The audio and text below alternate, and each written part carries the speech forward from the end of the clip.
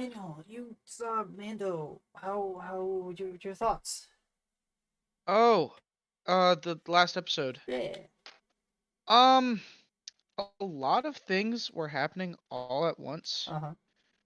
and for part of it, I was like, huh? For, I was entertained, I suppose. Entertained. Okay. I was a little less than that. When Baby Yoda went up against the three Praetorian guards, that's where I was Oh, like, uh-huh. okay, this is a parody, right? Um, and also, I don't know what it was. Something about that fight just seemed very off, like very goofy. Yeah, yeah, just a little bit. Was it the choreography? I don't know. There's some really dumb stuff. But yeah, Mando season 3, I can conclude that it had one good episode, and that one good episode was the episode that had Mando the least in it. Yep, and But nobody liked it. another thing happened recently, and that's what we're gonna talk about. It's crazy. There was a bit of an anniversary that happened. Wait, we're not talking about the Clone We're Wars? not talking about Clone Wars today. We're Oh, going to talk What? about Return of the King. Lord of the Rings had their 20th anniversary recently. Wait a minute. No, I'm kidding. We're talking about Return Wait of a the minute. I Jedi. wasn't properly prepared. I watched the wrong movie. I was pulling a little sneaky on you. oh There's We're man. doing another movie that had Return its of the Jedi, anniversary. and it's Return of Return of the the. Jedi. That Oh, had a 20th anniversary. 30. I think no, No, 40th, 40th. Oh my 40. gosh, I'm stupid. I was going to say Ah, 20. Ryan, I that was was that was 2003. Return of the King that had its 20th anniversary. It's you tell I'm not tired. But yeah, we're gonna talk about it and we're gonna have some fun. Just discussing it and seeing how it do. So, uh, yeah. What are our thoughts on it? Can I Just start? wondered. Yeah, yeah. You can start. So I know this is a bit of spoiler if we go into, when we do a. Oh, Nothing. You're good. You're good. He You're okay. good. died. All right. He fell into a black hole. I died. Um, Yeah. um, so this is a bit of a spoiler for when we get to summary stuff, but Mhm, I just want to start with this. mhm. This is one of my favorite movies. Yeah. Like, I mean, not just Star Wars, but just like favorite movies in general. Gotcha. Well, how so? Explain. I'd like to I hear. yes. Um, number one, I have a lot of nostalgia for this one because Okay. when Yeah. I don't know if I've shared this on the podcast. I'm sure I did. It was probably in episode 0. But I watched the original trilogy when I was like, I would say probably 5, 6, or 7. I don't remember Okay. what age I was. Mhm. I was probably 6 or 7. Yeah. I Yeah. want to say, because Revenge of the Sith happened and I knew it happened, but I didn't even know what Star Wars was. Mhm. Um um so I watched the originals and I got to watch the original cuts. I didn't get to see any of I didn't watch the special editions first. Hmm. We had family friends who had the original cuts of Star Wars on VHS. Mhm. And so I got to see those in their unedited glory, which was very Mm. cool. Okay. Um, so that was, and I always liked Return of the Jedi just because I was like, oh, it's a happy ending. It's so cool. You know, Hmm.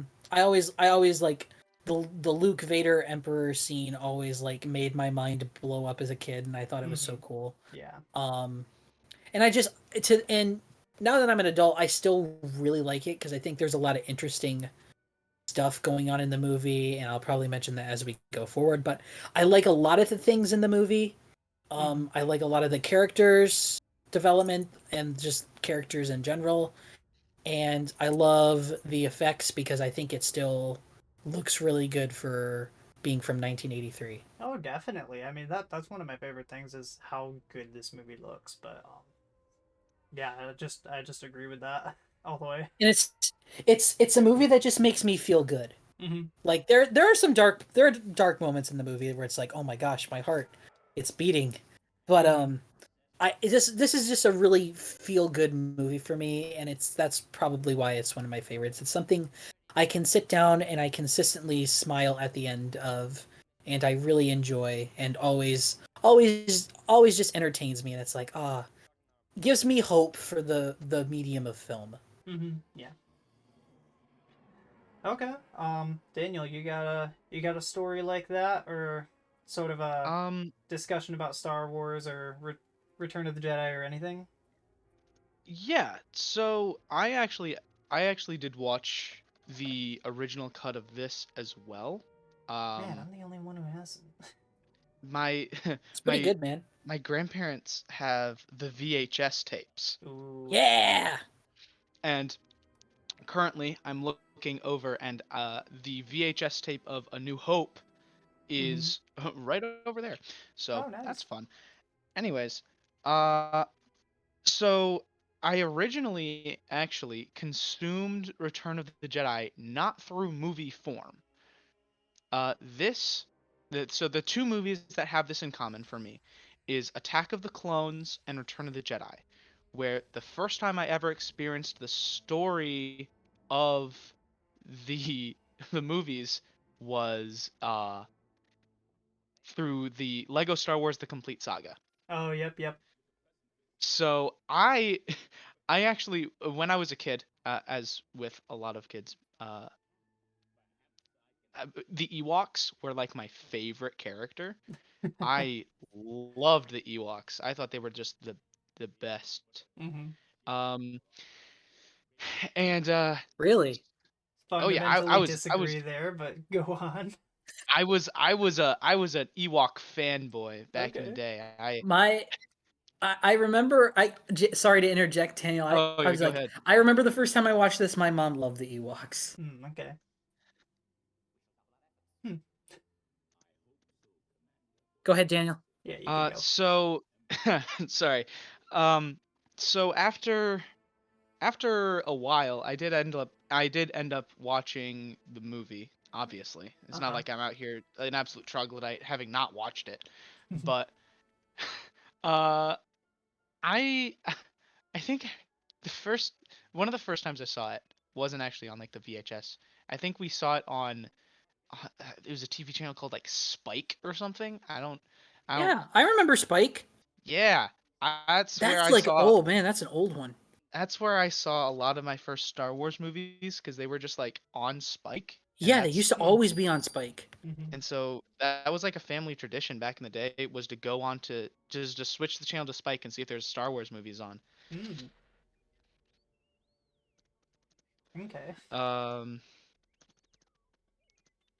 so oh, well, that was like family tradition, like during big family reunions, Oh, like yeah. on Thanksgiving and Christmas, where like, what do you want to do? You want to go see if there's like Star Wars movie on? Yeah, sure.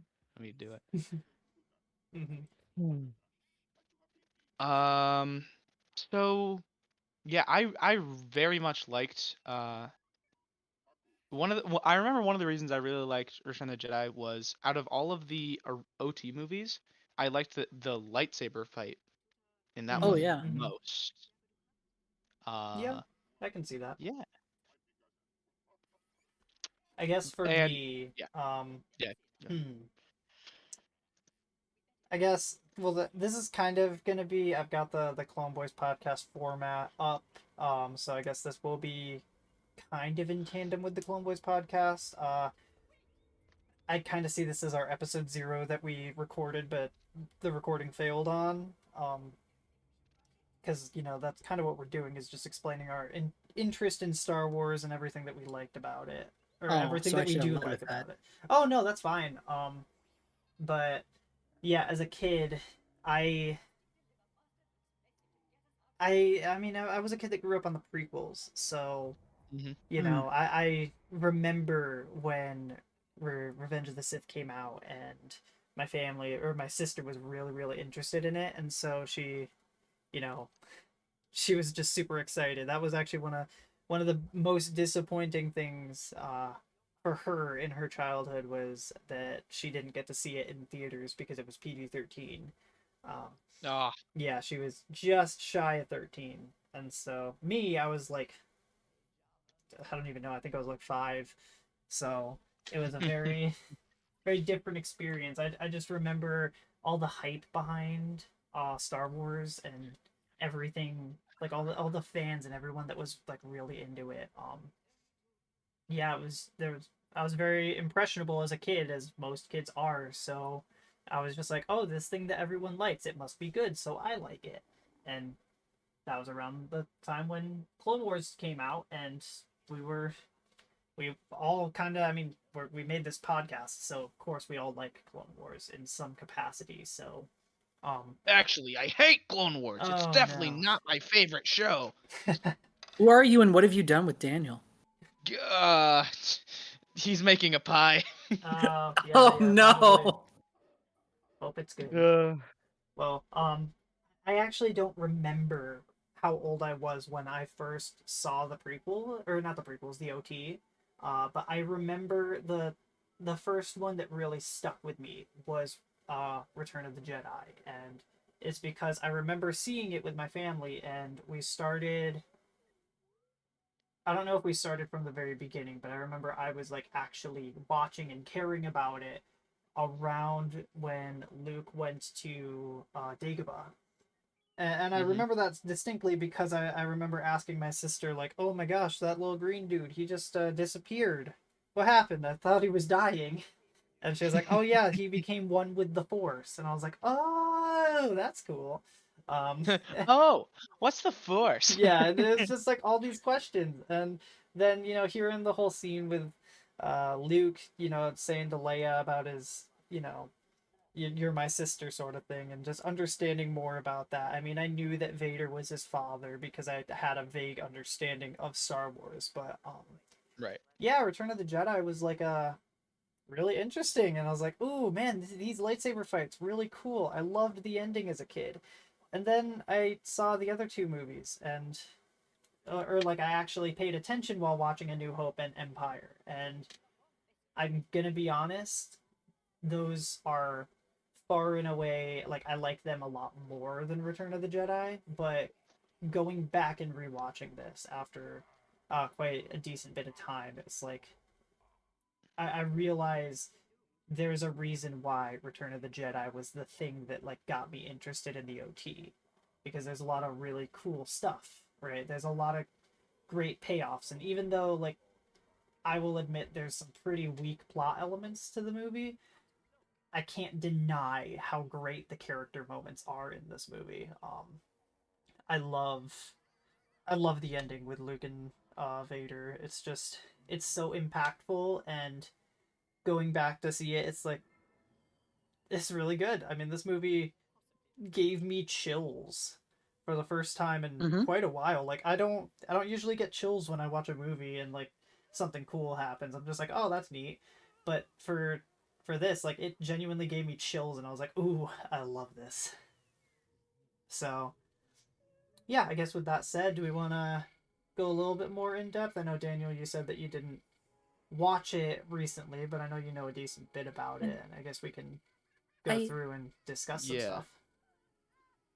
Yeah, no, I, I've seen it plenty of times, so it's not like I'm necessarily uh like going in blind here, but yeah, no, I just haven't seen it in a bit. Okay. Well, I guess I I just kind of have it playing in the background as as we're talking through. So I guess we could jump to, because it's been 11, we're 11 minutes into the movie. So I guess we'll just jump to where it's at. C3PO and R2D2 have just been taken by Jabba. I guess done, I took done, some notes, done. and I'm trying to figure out where I'm at in the notes, because what I do for the Clone Wars episodes, I will pause the episode whenever I have a thought, and I'll just explore that thought until I can decide whether or not it's a criticism or a praise. For Return of the Jedi, I did not do that because that's 2 hours long, and it takes me a long time to prep just 20-minute episodes. So I just started taking notes and only paused when I felt like, it would take too long to write this note out. And yeah, that became a turns out can take a lot of notes in 2 hours. It took me 8 pages of notes, so Oh I my. have a lot of things that I really like about this movie. But we'll just kind of And, go through it fairly quickly. I and if really there's ever any like. question as to who the most dedicated member of the podcast is, we all Well, know the answer. I wouldn't say dedicated. All I did was I just sat there with my phone open and I started writing out a note whenever I thought of something really interesting. But Most prepared. How's that? sure, we'll go with I that just one. kind of showed up. Well, I guess if we want to start with Jabba, I mean we've talked about Jabba a little bit here in our Clone Wars discussion because of the movie, the Clone Wars movie. Um, what are our thoughts on Jabba? Well, I had a bit of an unorthodox approach to Jabba, seeing as my first uh appearance, like my first encounter with the man was in Lego Slugman form. Oh yeah. So, yeah, Hmm. Jabba's Palace is always really cool to me. It was Hmm. one of my favorite levels playing through the game. Especially because Oh yeah, the one first way Return you of the could like, Jedi level. yeah, I forgot about that. you could distract the Gamorrean guards by building like a little radio jukebox thing, and it would play like this Oh yeah, I'd play rock the version of Imperial March. Imperial March, Yeah. and they would start like shredding on their axes, and I thought that was very cool. Hmm. And you could you can actually do that with a Gamorrean guard. Like if you have your own Gamorrean guard, if you're in free play, you can choose a Gamorrean guard, and then your idle animation turns into that if the radio's on. Really, that's cool.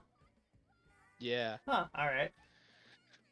I I can share my stuff about Jabba. Okay. Yeah. Oh, Sorry I've been really quiet. My You're good. dogs went nuts. You're good. they were like, "Return of the Jedi, let's Let's go!" go. Let's Yeah. go. Glory core. So, are we talking about Jabba still, or Yeah, we did can I talk about Jabba. miss that? Yes. Yeah, Okay. we're still on that basically. Okay. I think he's a really cool special effect. Number one, Oh yeah, I wouldn't say Mm. um, special effect. I'd say practical effects. I mean, practical effect. Yeah. the huts in Boba Fett look fine with the CGI, but yeah, Like I you guess this is can't already beat turning this. into a discussion on practical versus CGI because I took a lot of notes on that. I Yeah, really the like the practical effects practical in this are effects in amazing. this, and the CGI Yes. is very clearly CGI. In Mhm. Yeah. relation to the Oh. practical effects. Uh, Oh. We'll get to the special edition. We'll get to that. My oh thoughts yeah, on that. yeah. Oh Um. boy, I sense a deep sense of anger here. Your anger makes you powerful. Some resentment. Uh,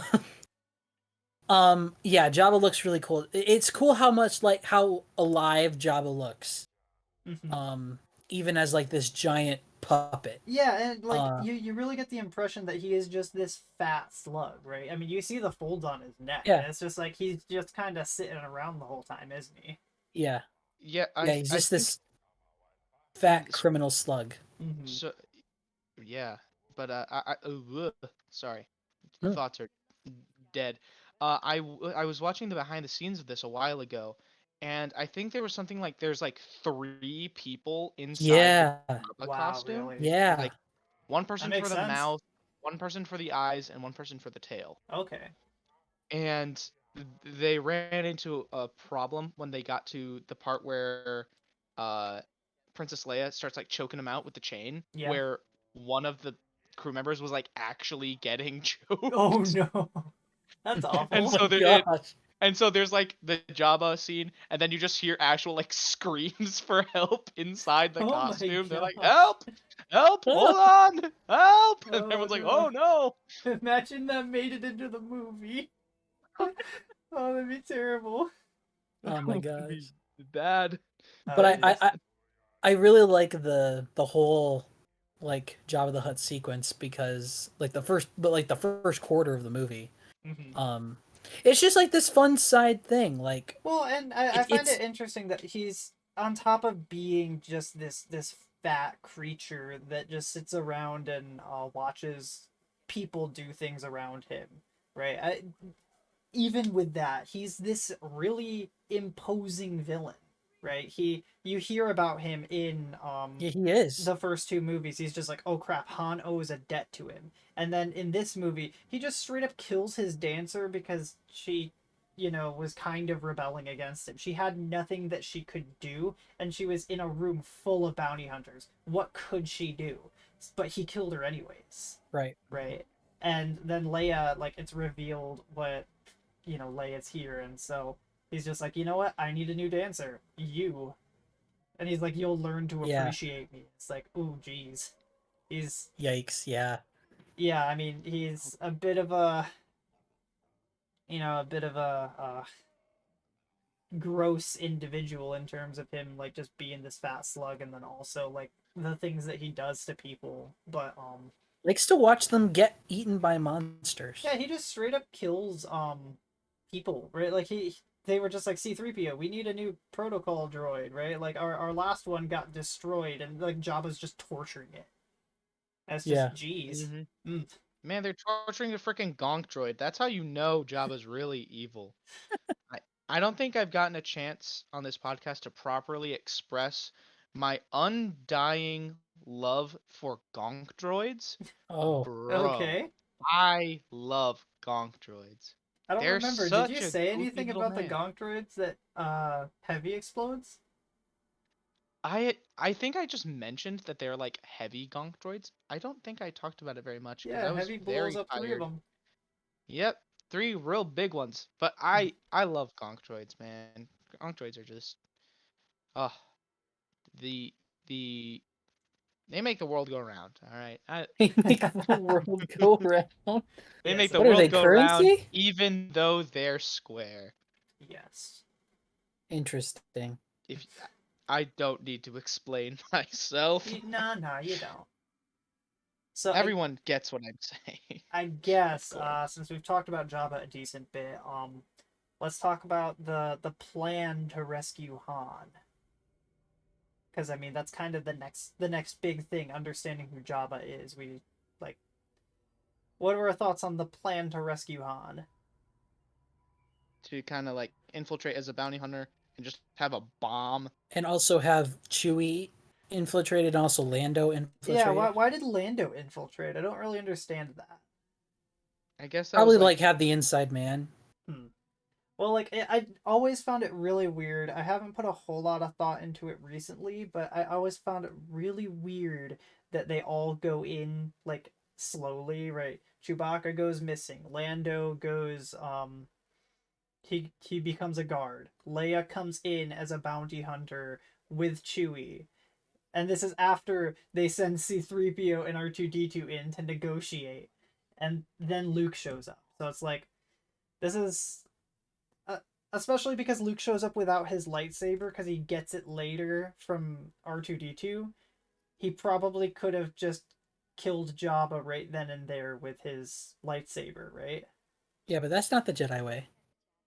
But he Until intends he to goes kill and Jabba slaughters all the later. guards. Well, he Until also he kills intends all to the kill guards. Jabba, so Leia kills Jabba. yeah. But I mean, Luke pulls a gun on him. If he wasn't standing on the thing to the Rancor Yeah. pit, he would have killed Jabba.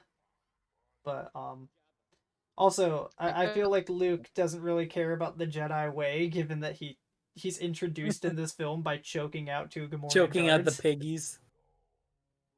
choking out the two rock stars who are about to Yeah. rock out to the Imperial March. I remember that level. Oh, that was a fun one.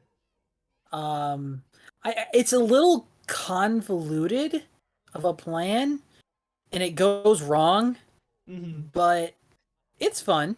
Yeah, I mean, I it's fun. definitely enjoyed It's the definitely for a sequence. good purpose because they want to get Han back. Yeah. Mm-hmm. Well, and I also found that weird because like there's uh Luke, Leia. Luke is a Jedi. We've got Leia, Lando, C-3PO, who is a protocol droid, and R2-D2, who is a astromech, and Chewbacca. That's 5 people and a Jedi, and the rebels just let them go to Tatooine to save one guy. Right? Like that seems like a big risk. I mean, it's not that big because it's only 6 or it's only 4 people and 2 droids, but like for the rebels kind of being at their most desperate hour in this movie. I mean, it's a let's put it little. this way. Let's put it this way. You're sending a Jedi, one of your main generals, one of the best co-pilots in the galaxy, who flies the Millennium Falcon, and also Lando, who joins the Rebels as I forget what his rank is, and of course I think you're he's a like you're a captain. Jedi, yeah, captain, and then you're sending like your trusty astromech droid who came through with the Death Star plans, and then of course his funky robot friend, to save on just one other general. It Well, you're going feels like against like one of the biggest crime bosses in the Mhm. galaxy.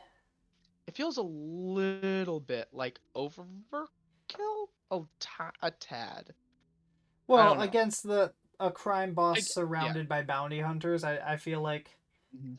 it's a big risk for what they're going against. It's like maybe Luke could fight them all because I mean he kind of does fight a lot of them, but Yeah, it in a just way, yeah, I Especially with always this found it patent really force weird. maneuver. it kind of feels like those like old sci-fi serials. Which is what Like, a lot of the original Star Wars stuff was based on. yeah, Mhm. very much based on like these wacky adventures that kind of take place besides like the major action. Hmm. Like, oh, we're gonna go rescue. I can see that in something like I've never seen. I think I've seen parts of Buck Rogers, but like something like that is like, oh, we're gonna go save this person, because and then then we'll get back to the major war stuff. We're gonna go be heroes and go do this. But in the later context of understanding how this whole thing works, 2020 hindsight, it does seem like a little odd, but I think it's I like think the best thing that this has going for it is the fact that Han plays a major role in the movie. he Like if does. Han didn't play a big role in the movie, And then this would I would say this is absolutely not worth it. I could see them advocating we need everyone, that we can get for like um our last, it's our most desperate. We need everyone we can get. That includes Han. Mm-hmm. Let's get Han because we need him. And Yeah, then all the I He's rest are like, the I'll get best him, pilot in the I'll get him. galaxy, and I'm not gonna say it's a flaw, but I definitely will say it's weak. They should have justified it more, but it Yeah. yeah, as long as it sets up the story, I think it's it's fine. it's very it's very justified by the fact how Leia and Luke are very connected to Han. Uh huh. I think Yeah, the characters doing this is justified, but I mean, like the rebels allowing these characters to do this, that's kind of right. Yeah, a big talking I point could there. it could be that they've just gone rogue too. I don't know, but Yeah, I Right. You guess don't that's really possible. get Luke does just kind of leave in his X-wing to go to Dagobah. and he does, yeah, and they're just like, okay, he's doing Jedi stuff. Let him go do Jedi stuff. He's a Jedi. Uh huh. I'm So, sure any generals who have survived from like the Republic era are just like, oh man, Jedi doing Jedi stuff. Mm-hmm. Jedi will be Jedi. Yeah. Well, I do love um, that Luke showing up. He gets sent into the Rancor pit, and he and the Gamorrean guard are stuck down there fighting the Rancor while everyone just kind of watches. Yeah. I I'm not gonna lie, I love the Rancor.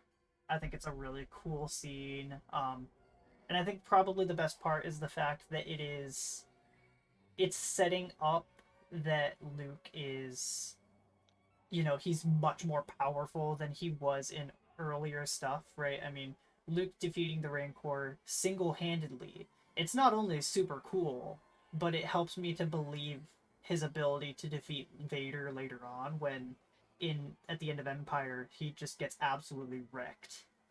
mhm. Right? So Body. like that change I is really cool. that is really cool. Like you can definitely tell Luke has grown. Luke has had some time to kind of like train a bit more and Mm-hmm. learn his abilities. Can we while we're talking on the Rancor, can we talk about that? Dude, the fact Let's that talk it Rancor. like I don't know how much is practical, but it feels like the way that It looks like it's all practical. in 83 and I that was never changed in the special edition. I do know that. I love None that. of that was changed. That is completely, I think it's like a mix of puppets and stop motion. That makes Wow. sense, yeah.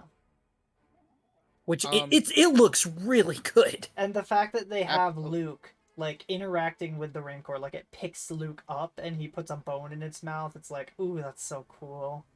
Yeah. I remember in the Lego set for the Rancor pit, there's a bone that you can grab and put in its Oh, mouth. that's cool. And then in the Lego video game, you defeat it by It summoning eat more pigs. Gamorrean cards. Yeah, so that it eats them. Mm. I uh, that sequence is so good. I love the music. I love the effects. Hmm. I find it It all works interesting. so So well. we've all seen Book of Boba Fett, correct? correct. Yeah, Oh, Yeah, I I mean, sadly. I'm not gonna lie. As bad as that show is, the CGI is still pretty darn good. I went back and I rewatched some of the scenes with the Rancor, and as much as I don't like it, the Rancor does look really good in CGI. But I feel like there is just a I don't know. There's just some weight behind seeing a practical Rancor that you know I don't know, because a lot of work went into a lot of work goes into making CGI, and it's really cool. But it just it feels more real to me knowing that someone actually had to physically make the Rancor.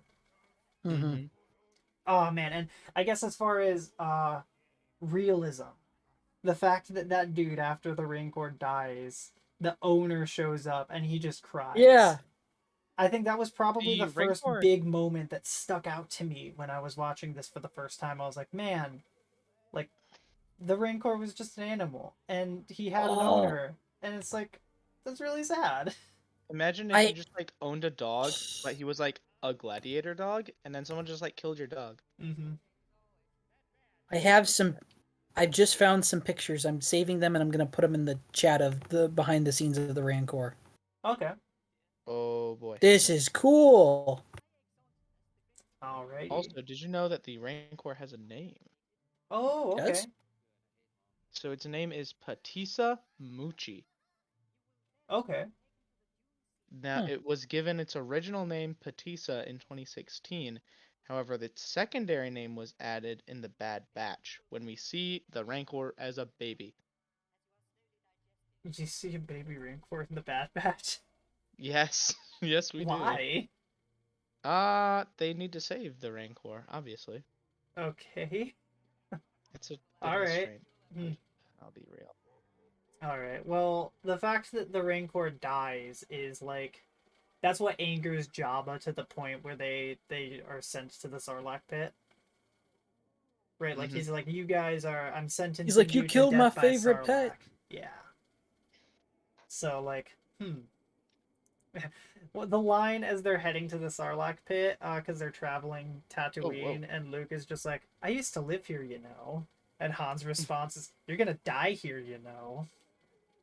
That's just like, oh man, I like that he's being quippy, even though he still can't see because he just got released from why am I blanking on the name? Carbonite. Carbonite. Yeah, carbon freezing. But yeah, I like that because it's like it adds a little bit of levity to the scene, but also it's like, yeah, I Keeping like him it. in character. Yeah, definitely keeps him in character.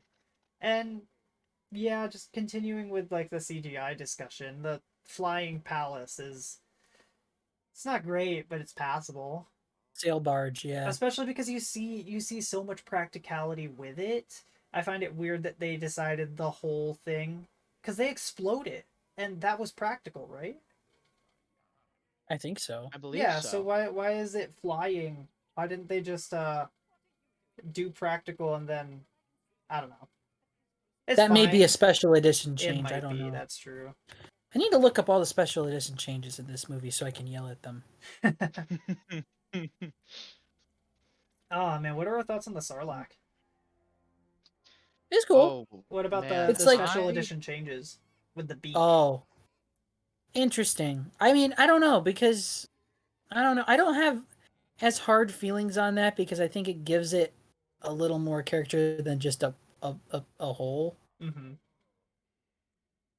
That's one I I don't mind.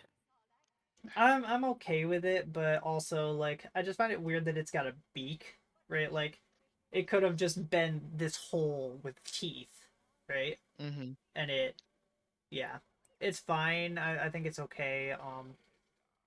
I like that in what is it, the new Battlefront 2, they have a level with the Sarlacc pit there, and you can jump in and die. That's my favorite thing to do whenever there's a Sarlacc in a video game, is to jump in and Oh, perish. Yeah. oh, the barge was a practical effect. All right. Interesting.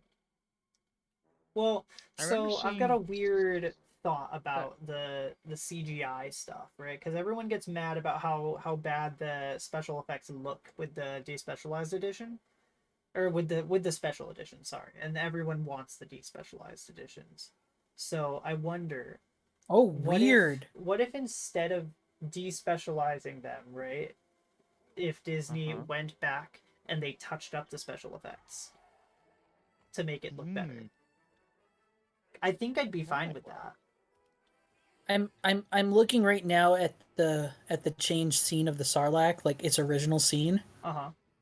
It Uh-huh. sounds so much different. Yeah, there are Oh. different It's noises like that they make. it yeah, it sounds it instead of like a pig squeal, it's like a hissing Huh? kind of like almost like mournful noise. Do they have the Sarlacc burping? I don't know. I think that was a Lego Star Wars thing. Was it not? Oh no, no, because No, it when burps when when after Boba it eats Fett, Boba Fett. yeah, it It eats Boba does? Fett and then it burps. Yeah. I thought that was for sure just a Lego thing. No. I Huh. also I found it interesting. I never noticed No, it that. burped. It burped. It still burped. Huh? Okay. Well, I never noticed that. Because Jabba, he's got his own little grunts. It's not just the bounty hunters, and his grunts are pirates, or like they're like the pirate clan. I don't know if there's like a Mmm. specific pirate clan, but like it's that species. I was like, whoa, that's really Nikto. cool. Yeah, they're called the Nikto. Hmm. And they show up when we when we see Jabba's palace in the Clone Wars movie. He has the Nikto guards there as well. Oh, that's cool. All right. Yeah, I just never noticed that until rewatching this movie. Although, that's actually a different species. The Nikto are the ones who have like the kind of thorn, horns over their face. You know, like Jedi Amagundai. Mm-hmm. He was a he was a Nikto. But Gotcha. um oh, why am I blanking on his name? Hold on. Hold on. Well, I guess we'll continue Hondo. while you're Yeah, thinking. I'm finding cool behind the Hondo scenes pictures of all this stuff. is a weak way. Yeah. Right. Yeah. So they're the ones that look like they're made out of beef jerky. Huh. Okay. So yeah, Well, Gotcha. Oh yeah. there's the guys who look like they're made out of beef jerky. There's the guys who have the horns kind of around their face, mhm. and then yeah, I one thing I okay, hold on. I want to talk about I Starlight love. a little bit. Sorry, because we just reached it when Lando gets grabbed by one of the tentacles. He's like, Uh, I love, I love the way that he I screams. mean, I do. I mean, I'd probably do the same thing. Yeah, yeah. I Man.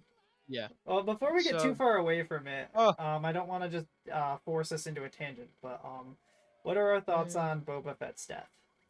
I mean, I I was think gonna we're talk all in agreement, but Starlack, He but gets hit by a blind man with a bolt paddle.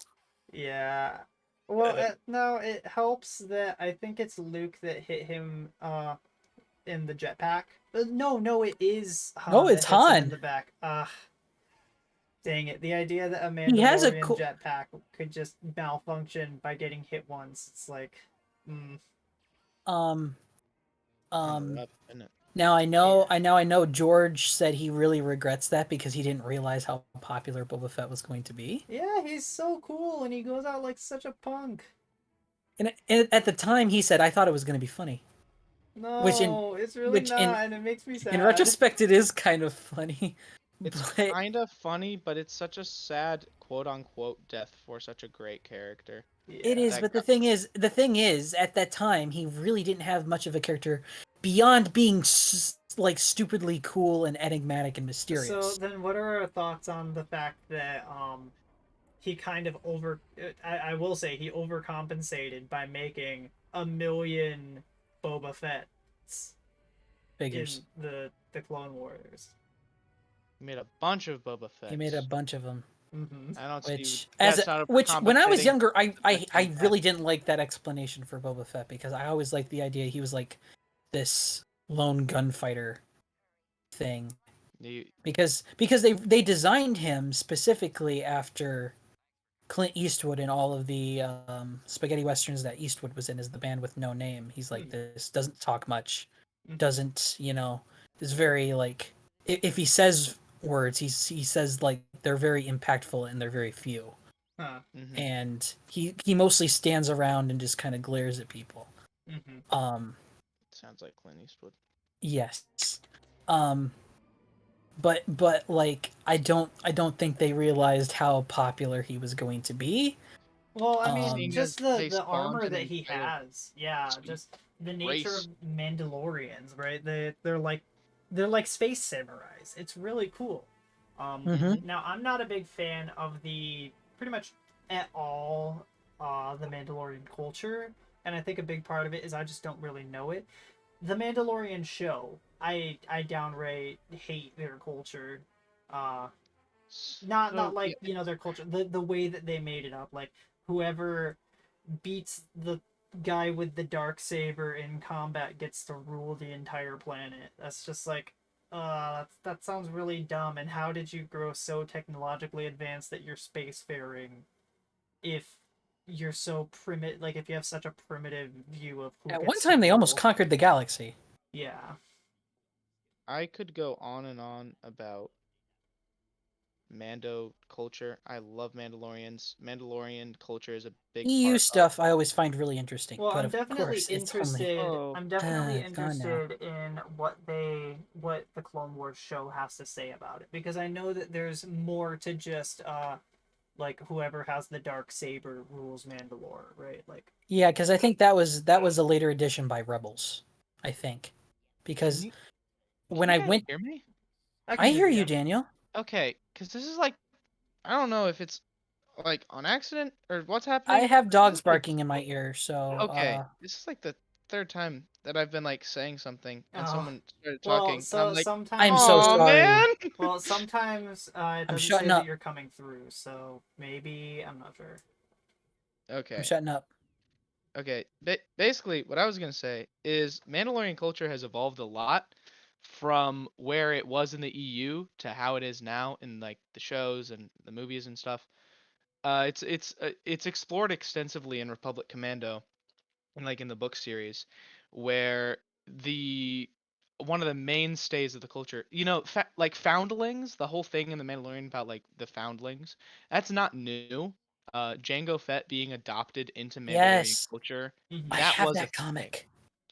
It's so beautiful, but like that whole idea of being like brought into Mandalorian culture by adoption is a whole that's a pervading theme throughout like being Mandalorian. So Mm-hmm. one of my favorite Mandalorians of all time is not my okay, actually no, we're gonna go all the way. My favorite Mandalorian of all time is not Jango Fett or Boba Fett or any of the main ones that we see on the big screen.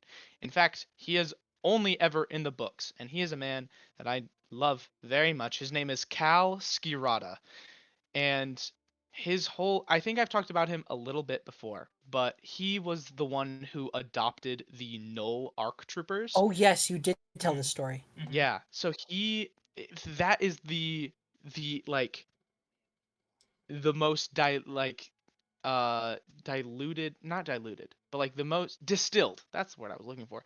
The most distilled facet of Mandalorian culture is seeing potential in these like absolute wrecks of children who are biologically 2 years old but are like mentally because they're aged up like 4, and they're already like pulling pistols on scientists. And it's like being able to look at that and be like, these are gonna be my children, and seeing that culture kind of pervade through Skirata's character was I just I love Cal, Papa Cal, I love him. Sorry, So I do want to tangent just for a second because uh yes, it just the came up tangent in the combo. story. Uh Hmm. so there was a thing where Dave Filoni and John Favreau had a discussion about is Luke a Jedi? And Dave Filoni says no. Right. Well, Return of the Jedi does state Yoda says Yeah, you're he not a does. Jedi yet. You have one thing, or one thing remains, Vader. You must confront Vader, then only then a Jedi you will be. I would argue he does become a Jedi at the very end before the Emperor starts shocking him because he refuses to kill his father. Yeah, and He he says, "I am stands a up to Jedi the like my father before oh, me." and he stands up to the Jedi ideals more than any other Jedi, or like at least any of the other Jedi that we've seen from the Clone Wars, right? He chooses to follow the ideals of, like, he doesn't attack. I mean, he does attack in that moment, but he chooses to give up his lightsaber for the sake of, saving his father, right? He Hmm. protect, He doesn't he give in to his attack, anger. he attack, but also he bring his father back. Haha, He yes. sure do. As father also throws the crotchety old man over the railing. Hmm. Also, one thing that I didn't get to pause on it because I missed it, but Yoda, there's there was a callback in Ambush that we missed. So Was Yoda, there? before, because Luke is asking, because Yoda says he's 900 years old, and Yoda, or Luke, he says something like, you know, are are you gonna die? Can't you stop that? And Yoda's like, strong I am in the Force, but But not not that that strong. strong. I noticed that too. I Yeah, noticed I was that. like, oh my gosh, you know, they made a callback that we totally missed. I just thought that was Look at really that. cool. But Well, time to I definitely like it re-record here that better. entire episode. I definitely like it here more because he's using it in reference to his mortality, and he was also implying that a strong enough connection to the Force could postpone or prevent death, which that's talked about in the Darth prequels quite a Plagueis. bit. Yeah, I thought that was really cool. When Hmm. 900 years old you reach, look as good you will not. Yes. Yeah, this whole Good old scene, I Grover. love the dialogue in it. Just the exchanges that go between Luke and Yoda, and even after with Luke and Ben.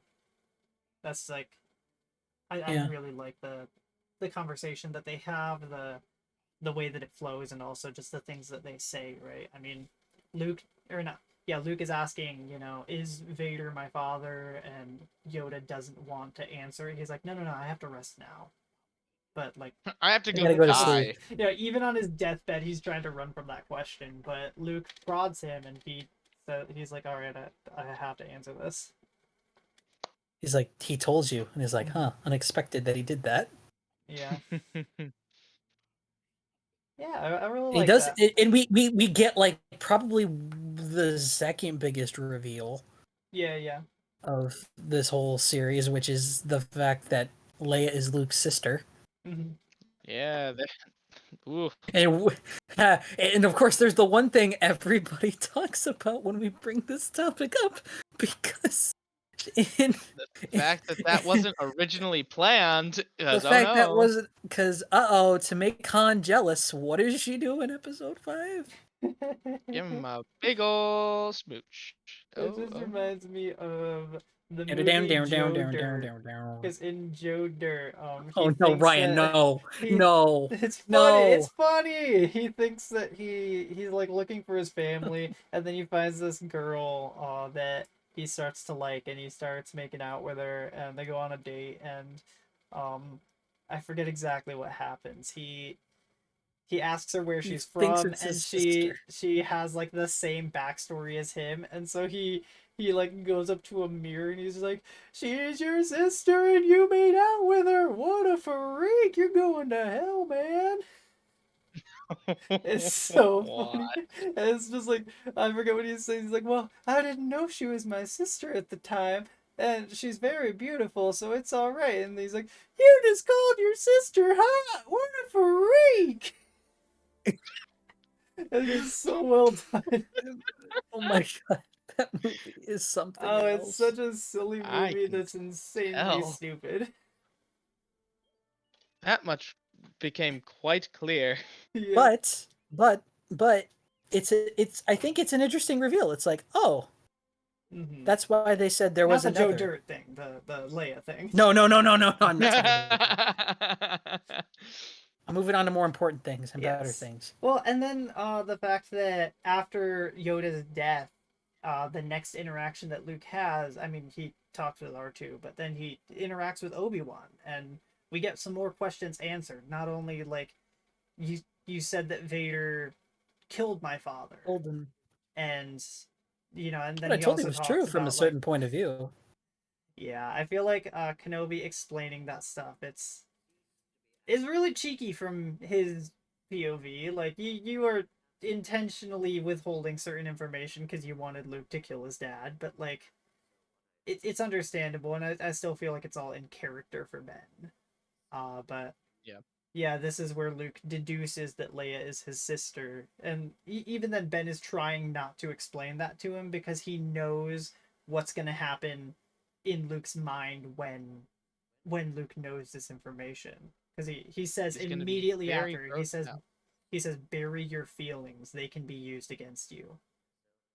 Mm. And it's like, that's it makes more Some, sense why he feels this way, but also like, yeah, I really like the reveal and how the explanation as to why Obi-Wan didn't give this information out. Yeah, and I like how Luke is still adamant. Is like, I can save him. There's good in him. I felt it. Mm-hmm.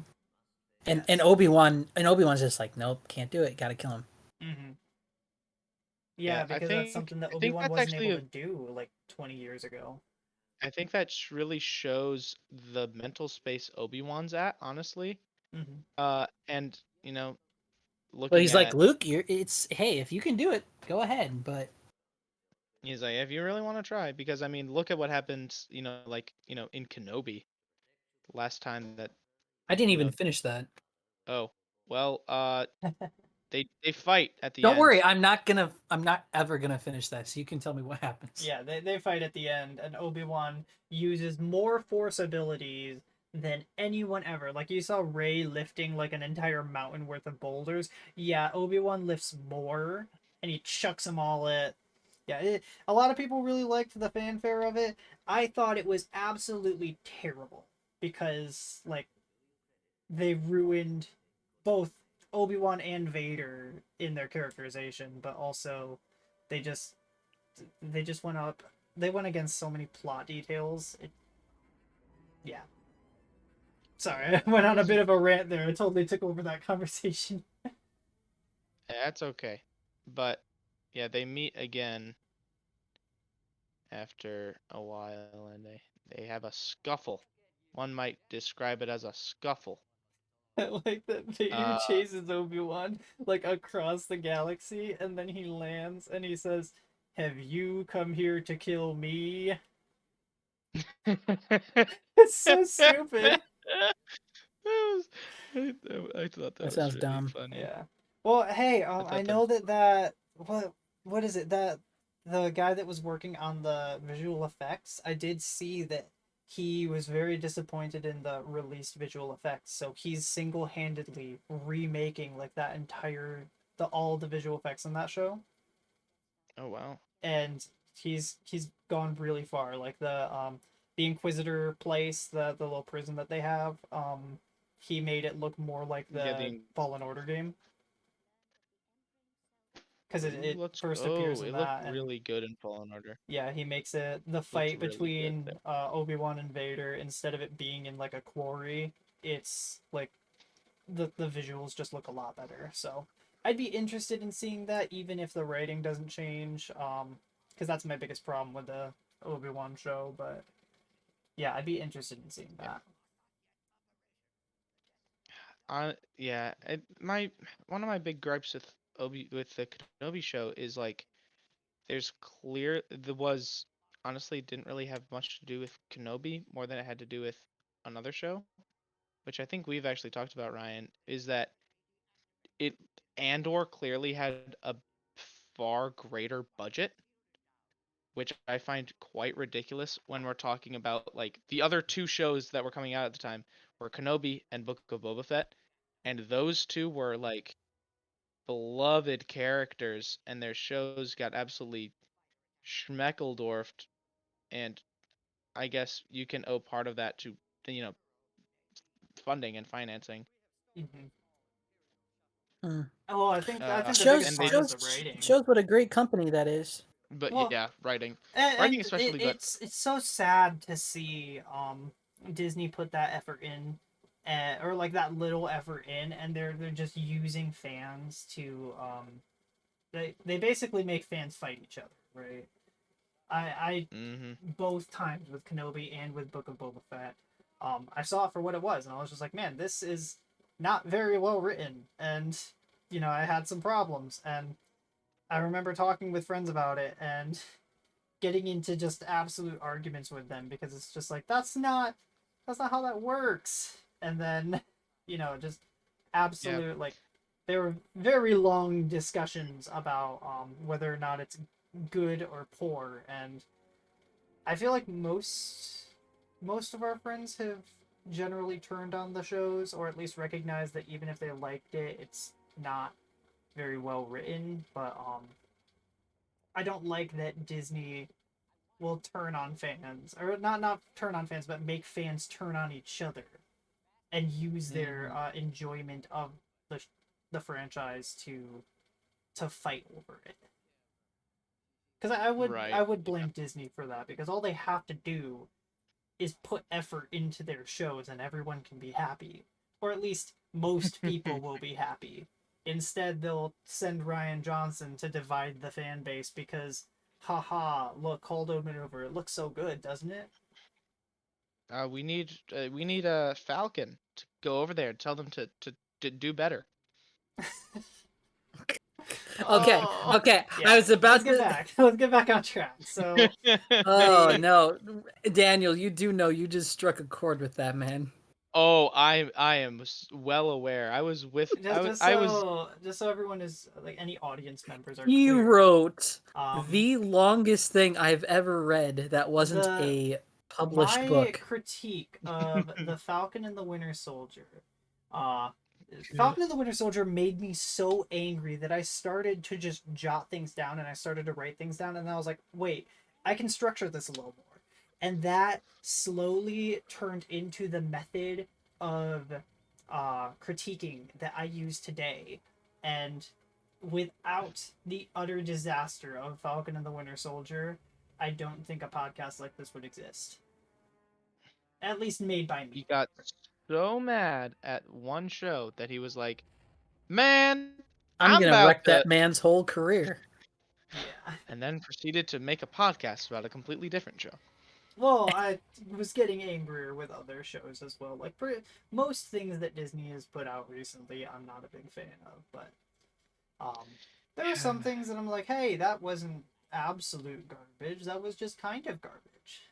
Uh, and then hmm there's Andor, where I was just like, man, that was actually like not just not garbage. It was actually really good.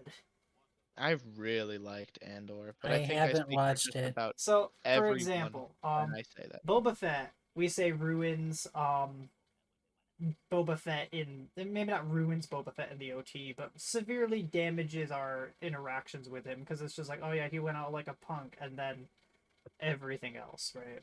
Or like in the prequels, it's like Obi-Wan Kenobi. Oh well, we know what goes after the fight on Mustafar, right? That's just stuff that I can't get Yeah, out of he my goes and head. becomes an old man and goes and fights Vader Well, admittedly, like on the after Death Star. seeing the crap that Disney puts out, like I can't just ignore that, right?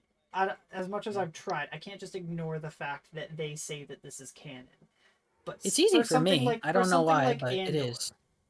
just I guess for something like Andor, that really, really elevates different characters and like my understanding of the rebellion, the empire, Mon Mothma specifically, because she has a great role. She's one of my favorite characters in Andor, and seeing her in Return of the Jedi, like discussing the Bothans who died to deliver the information of the Death Star, like just that alone, I'm just like, oh man, like I can see how this connects to your character in Andor and like Mhm. your perspective on the rebellion. It's like really, really cool. And that's what a show that adds on to a franchise should do, right? You should be able to elevate the rating and not take away from it. Right. I I wonder if I guess that's a discussion for another day because it's more about canon and more about other things. I'd like to have a discussion about canon because I feel it's pertinent to a lot of what we talk about Oh, definitely. regarding like new content versus old content and Mm-hmm. how you see content that you don't like or how you see content you do like. I think that's a very pertinent discussion, especially for our modern discussion. But I think we should that's best saved for another day, and I think we should get back to the topic at hand. Yeah. Which is a Return of the Jedi. Yes. So, the We movie's just kind of been Yoda died. playing. Where Yoda we're at died. right now Obi is Wan dies. No, he's already dead. Wait a minute. well, where we're at in the movie right now He dies is again. because next they go through the plan and they discuss it, and Mon Mothma says what she says. Right now the Mommy? movie is at Oh, yes. I mean, what? right now the movie is at they just let the Uh, our heroes with the Imperial shuttle Thanks for make it backing me up, onto Daniel. Endor. I'm trying to move as far away from that as possible. But our probably heroes for the best. just started walking on Endor. Okay, So I guess so we the can plan. discuss. Yeah, we can discuss the plan. The plan is the Emperor is has been building a second Death Star because he got really upset that the first one blew up, Yeah, and and he's this one building is it. bigger and better. And I'm assuming it's not explicitly stated, but I'm assuming when it's finished It's with actually its not bigger. construction. Oh, I thought it was a little bigger, but It it's might be definitely slightly bigger, but it's not very bigger. it's definitely better in that Yeah, more like I powerful. would be very, very shocked if this Death Star still had the same fundamental flaw as the other one. Oh yeah. Even The one so, though, put the in the by. point being they want to get that stranglehold over the galaxy once again. Yes. And so they have it out in this Endor system. Which interesting fact, I had to look this up because it's been very confusing for me. Mm-hmm. Because I've always heard Endor, the forest moon of Endor, or people just call it Endor. Apparently, the planet Endor and the forest moon of Endor share the same name, so it's very interchangeable. Well, that's what Mm, I mean. We don't call it the rock moon of Earth, but that's what it is. It's Earth's moon, Yeah. yeah. So for just this, the this moon. is yeah. I mean, then this would be Endor's moon, right? It's the moon of Endor. So Yeah, yeah, the one planet it of Endor's orbits is moons. Endor. Endor actually has several. Yeah. Well, this is the main one This is the because this is forest moon. yeah. Yeah, this is the one that's inhabited by life. Yes. But so they have a shield generator on this planet. That is protecting the Death Star because at the moment it is still under construction and quite Mhm. vulnerable. It's so Um, vulnerable that a ship can fly into the core and destroy it. it's so vulnerable. There's a third of it missing on the bottom. Mm-hmm. Um, Which I think just makes it look It very looks cool. really cool. Yeah. yeah, it does look really cool. It looks like it has a face sometimes. I always thought it looked like Well, a people face. think the moon has a face, so Man in the There's a moon. man in the moon and he's made out of cheese. yes. Um, Oh my goodness. but the plan is they're going to go down to the planet to the moon. They're going to blow up that shield generator so the shield goes down.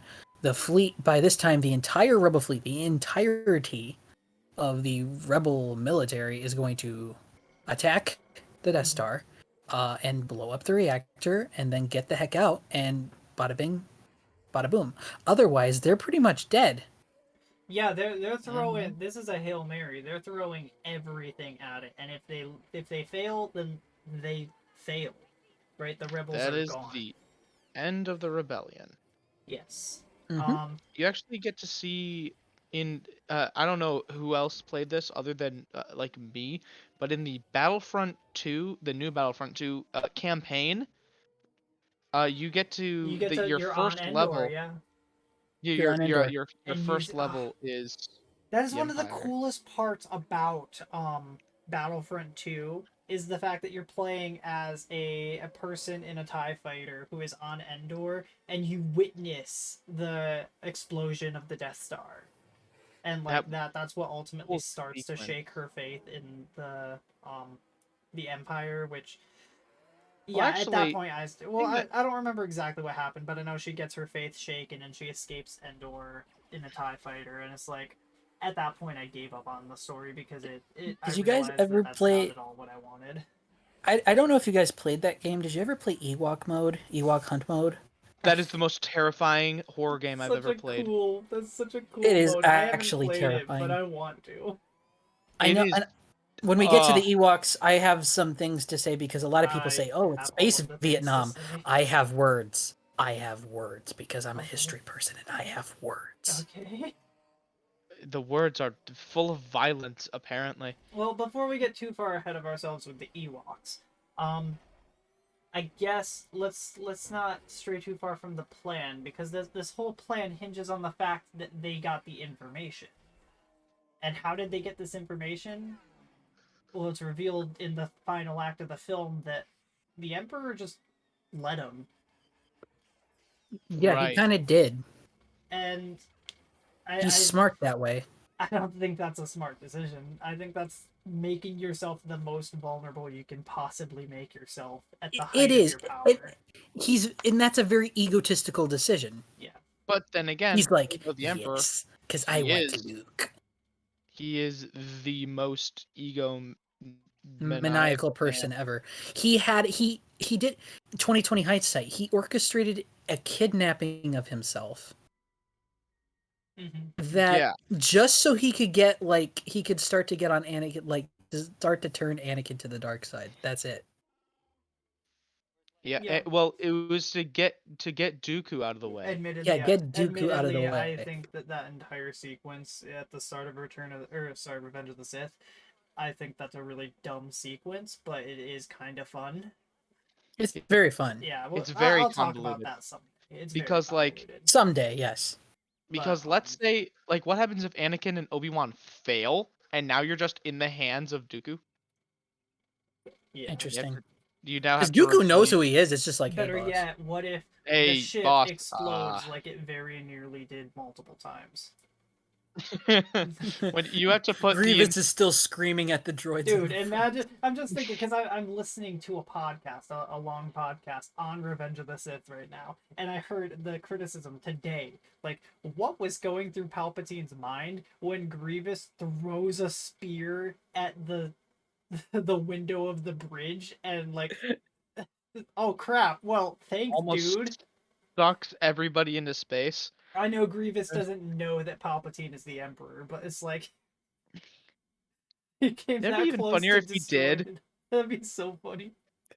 It'd be very Imagine funny. if Clone Wars confirmed Grievous's that. patience with not just killing Palpatine on the spot is very questionable, but Mm-hmm. that's okay.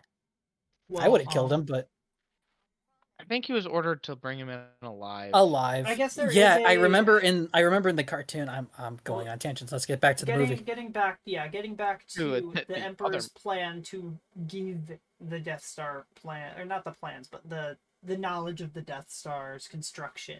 Um, as much as I don't like that and think that that's a really dumb decision, the fact that it does have some thematic weight to it because this is the the rebels are at their most desperate hour.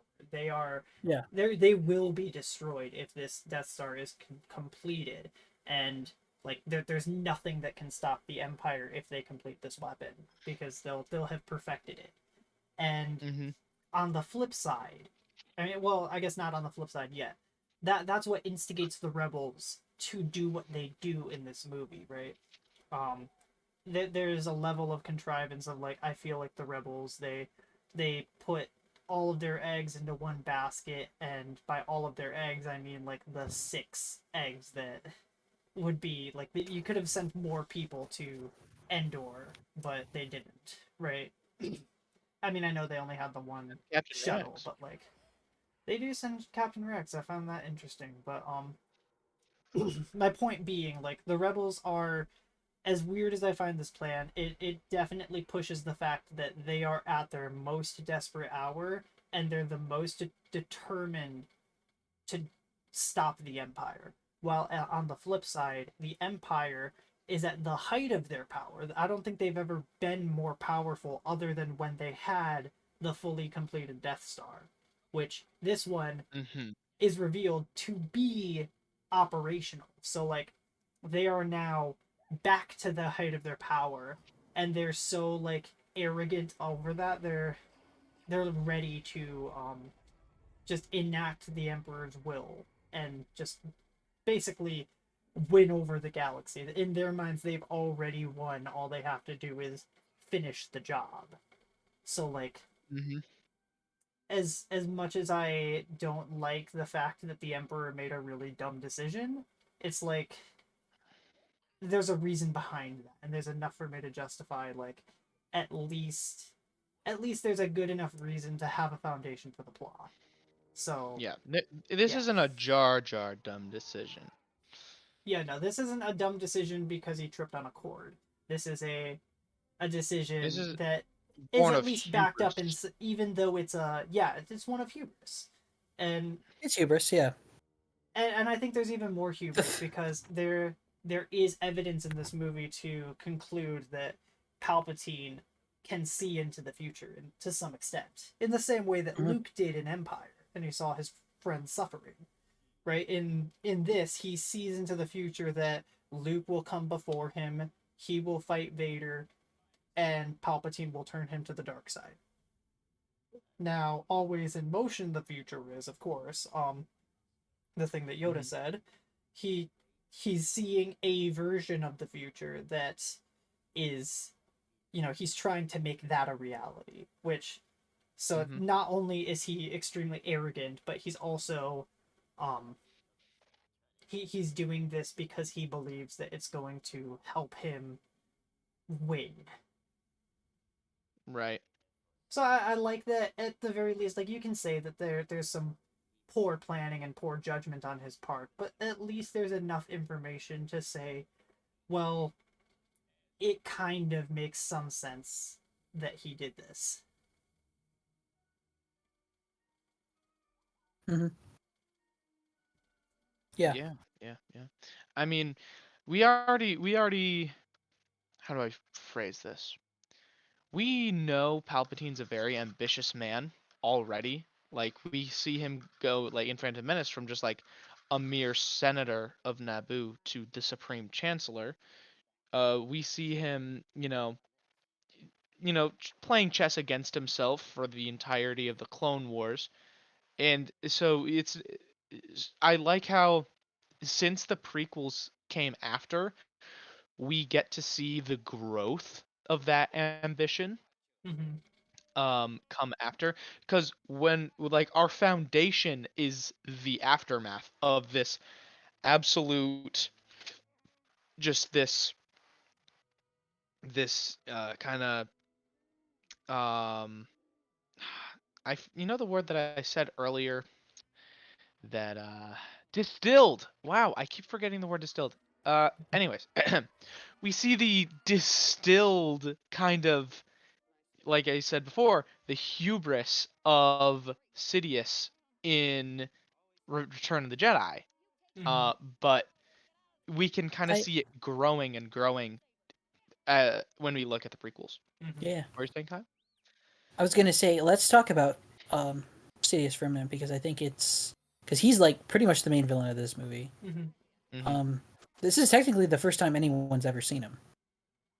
Really, Well, I I mean, mean, you I see a know that they had him hologram of in him in Empire, Empire, a yeah. hologram, but it's like oh, it's kind of the same with like like you don't really you don't really get it until you see him like come out of the shuttle. Mm-hmm. Mm-hmm. Well, Um, even before that, at because the it's like start, I didn't say this, but Yeah, the very first scene of the movie with the Imperial Star Destroyer Destroyer. that Yeah, is it's a callback to A New Hope in the way that it goes over, but instead the moon is the Death Star, and you see instead of it chasing, it's heading towards the Death Star, and the shuttle leaves, and I feel like this is another point in favor of the Empire at the height of their power getting a little cocky, because the one guy there, the officer, he's basically just like, oh well, we're not going to turn off the shield until we get the ship's code, and then he finds out the ship's code, and he's like, oh no, oh that's Vader's shuttle, inspection oh, day, that was oh today. that's today. Oh, that he's We had visiting 9 months to work you on it, did now. nothing. Oh, We had nine wait, months to work on this. wait. When's the due date again, Brian? Today. Oh no. How close are Well, we? I got 3/4. Oh, well, Brian.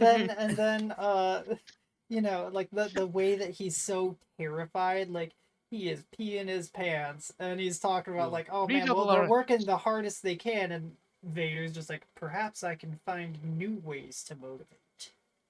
And it's just like, oh Ah, jeez. And then he and says I like love the the part. And he's Emperor, like, and the guy's just like, oh he's coming here. here, my lord. Oh no. Uh-huh. Yeah. Just like, And yep. then "We'll yes, double our efforts." I just I hope wrote so. The Emperor is not as forgiving as I am. yeah, I was just writing lines because it's so good. Like the fact that Vader says that. Vader, the guy who kills people for like for Incompetence. their incompetence, right? Oh man, the guy, the officer he'd probably heard the stories and he thought, "Oh crap, I have failed Vader. I'm probably going to die today." But instead, he's like, "Oh, don't worry. I'm not going to kill you. I'm going to tell my boss, who is less forgiving, about your failure." Yeah. And he's like, I'm not going to die, but I sure wish I am. Yeah. Well, it's like Um. it's really good for setting up, like reminding you how imposing Vader is, but then also connecting that So, to the Emperor. yeah, because like up to this time, you've heard mention, like we've heard mention of the Emperor. We've seen a hologram of him, Mm-hmm. but it's like, it's like, oh, it's an empire. Who's above Vader? If there's an empire, there's probably an emperor. Mm-hmm. And then you see like he's this old like like you can just sense that there's like this aura of evil, I and mean, That it's like even like it's Vader like himself in Empire Strikes Back says to Luke, he's just like, "Join me, and together we'll have the power to defeat the Emperor." yeah. It's I just mean like they set that's it And up it's like we've from the seen beginning. I like how we see two extremes, whereas like we see Yoda, who is like the extreme like wise old man of the force, right, Mm-hmm. with Yeah. the light side of the force. And then you see the opposite, which is like this evil old warlock who is like steeped in the dark side. It's like, ooh, we get two extremes, and that's cool. I Mm-hmm. will say that imposing aura of just like pure evil and malice that we get with the Emperor, I have tried a lot to replicate that in my D&D campaigns when introducing those kinds of villains. It's hard. Yeah, you It gotta is put a it's lot of work tough into it. I gotta because you say, have to also, he's got yeah. a killer theme. Oh, That Man, helps. absolutely. and the theme. Oh man, I had to go back to the end of Phantom Menace because the celebration theme is a Mhm. happier rendition of the Emperor's theme. And so I had to listen to them back to back just to recognize that because I'd never Yeah, done that yeah, before. yeah. I It knew it. is. Yeah, I knew that information, but I never actually listened to them both. And it's like it's really cool. And yeah, just the Emperor's theme, it's really foreboding. You know what? I didn't believe you. And then but I have the Phantom Menace soundtrack like Mm-hmm. on CD and Oh I yeah. listened to it like every day as a kid, so I just replayed it in my head and I think I You do think it. y- my whole head, you know, before this podcast started, my head was soup. All right. My head was whole soup. Now I it's did not have pie. a great day. My whole brain became soup and usually such a fact would like We have evaporate in my given you head. enlightenment. We've given Precisely. I'm you just pie. I have pecan pie now. My head has turned into a pecan pie. Oh, Oh man, yeah. I love it. ugh, that's Dude, I really actually that's had very that. cool. I had that song. I had like a trombone book of like Star Wars songs that I used to help practice when I was in band, Hmm. and that song was in Oh there. yeah. And I did play it that one time, and I was like, wait a minute, why does this sound familiar? And I'm like, if you Oh, key it down, Hmm. hold oh on. no, Hold that's hold very on. smart, John Williams. I It salute is you, really sir. cool. Yeah. Well, That's beautiful.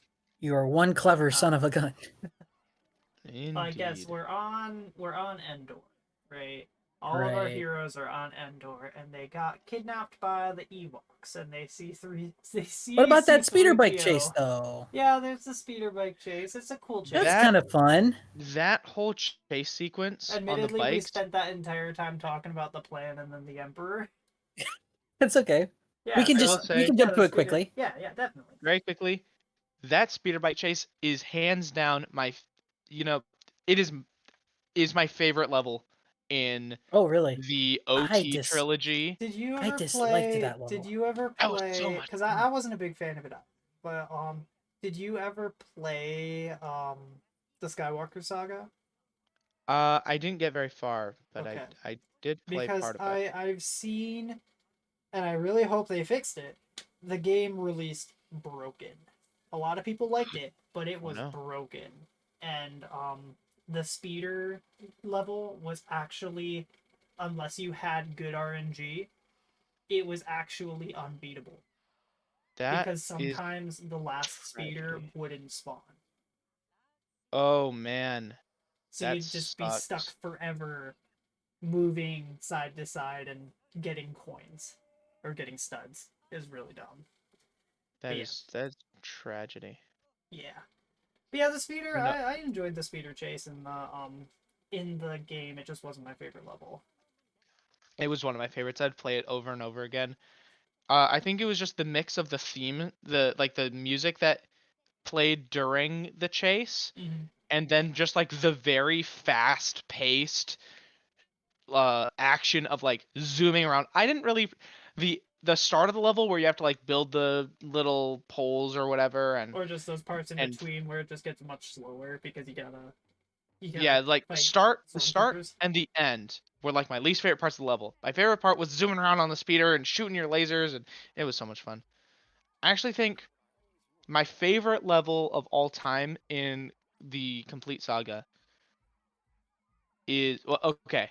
Second favorite is the first level in Revenge of the Sith, where you're flying your ships around That's a as fun one. Anakin and Obi-Wan. And one of my the one of the reasons why this is a stupid reason to like the level is because when you got shot, you would do a Wilhelm scream and then explode, and I thought that was hilarious, so I would die on purpose a lot, much to my brother's dismay. And oh man, that was fun. Anyways, back on topic. Yes. So they meet Um, up with the Ewoks. Chewie the wants a teddy bear chicken. people. Yeah, Chewie wants a chicken, and they get caught. And Yeah. then yeah, they're taken back to their little treehouse place. I find it it's a really cool aesthetic that they have like these treehouse cities, Mm-hmm. but for how primitive the Ewoks are shown to be, I don't think they'd be advanced enough to create tree cities. That's just how cool they are, man. Yeah, it's a small little lapse in the world building because they wanted to make the Ewoks. I mean, I guess C3PO speaks their language, right? It's just very, Yeah. very He said primitive. it's very primitive. Yeah. Um, man, I love that he tells a story. He tells the story of A New Hope to them, Yeah, and he uses little Mm-hmm. sound effects. that's Boom. great. I was like, oh Um, man, they like you get a good voice on a protocol droid, and they'd probably tell you the best stories. Oh yeah, dude. Protocol droid story, bro. That Yes. wasn't that actually? Yeah, that was the premise of one of the Lego shows. It was called Droid Tales, and it was just like the premise of the show was just like uh there's something wrong going on Endor, so C-3PO is just telling the Ewoks different stories, Hmm. and then each story is the episode. And yeah, Okay. that was kind of fun. Anyways, Um, the Ewokis, the boys. Luke is able to convince the convince the Ewoks He that does it. C-3PO is He the does. god. Well, he does it by terrorizing them into submission. I know, it's And funny. like, I'm horrified, but I do recognize this is for the good of the galaxy, so I can let that go. But like, Yeah, and they do end up as like, oh yeah, you're fine, we're cool. The don't worry, the golden god, the golden flying god we'll says you're cool. sacrifice our lives for you tomorrow. That's fine. And the fact that I think they were ready to like attack the Empire, they just didn't know when. They didn't know when and they didn't know how, so they needed a leader too. They like kind of set up like all these traps, and they just weren't sure when to set them off. yeah, they're just like, yo, you know those like swinging log things we have going on?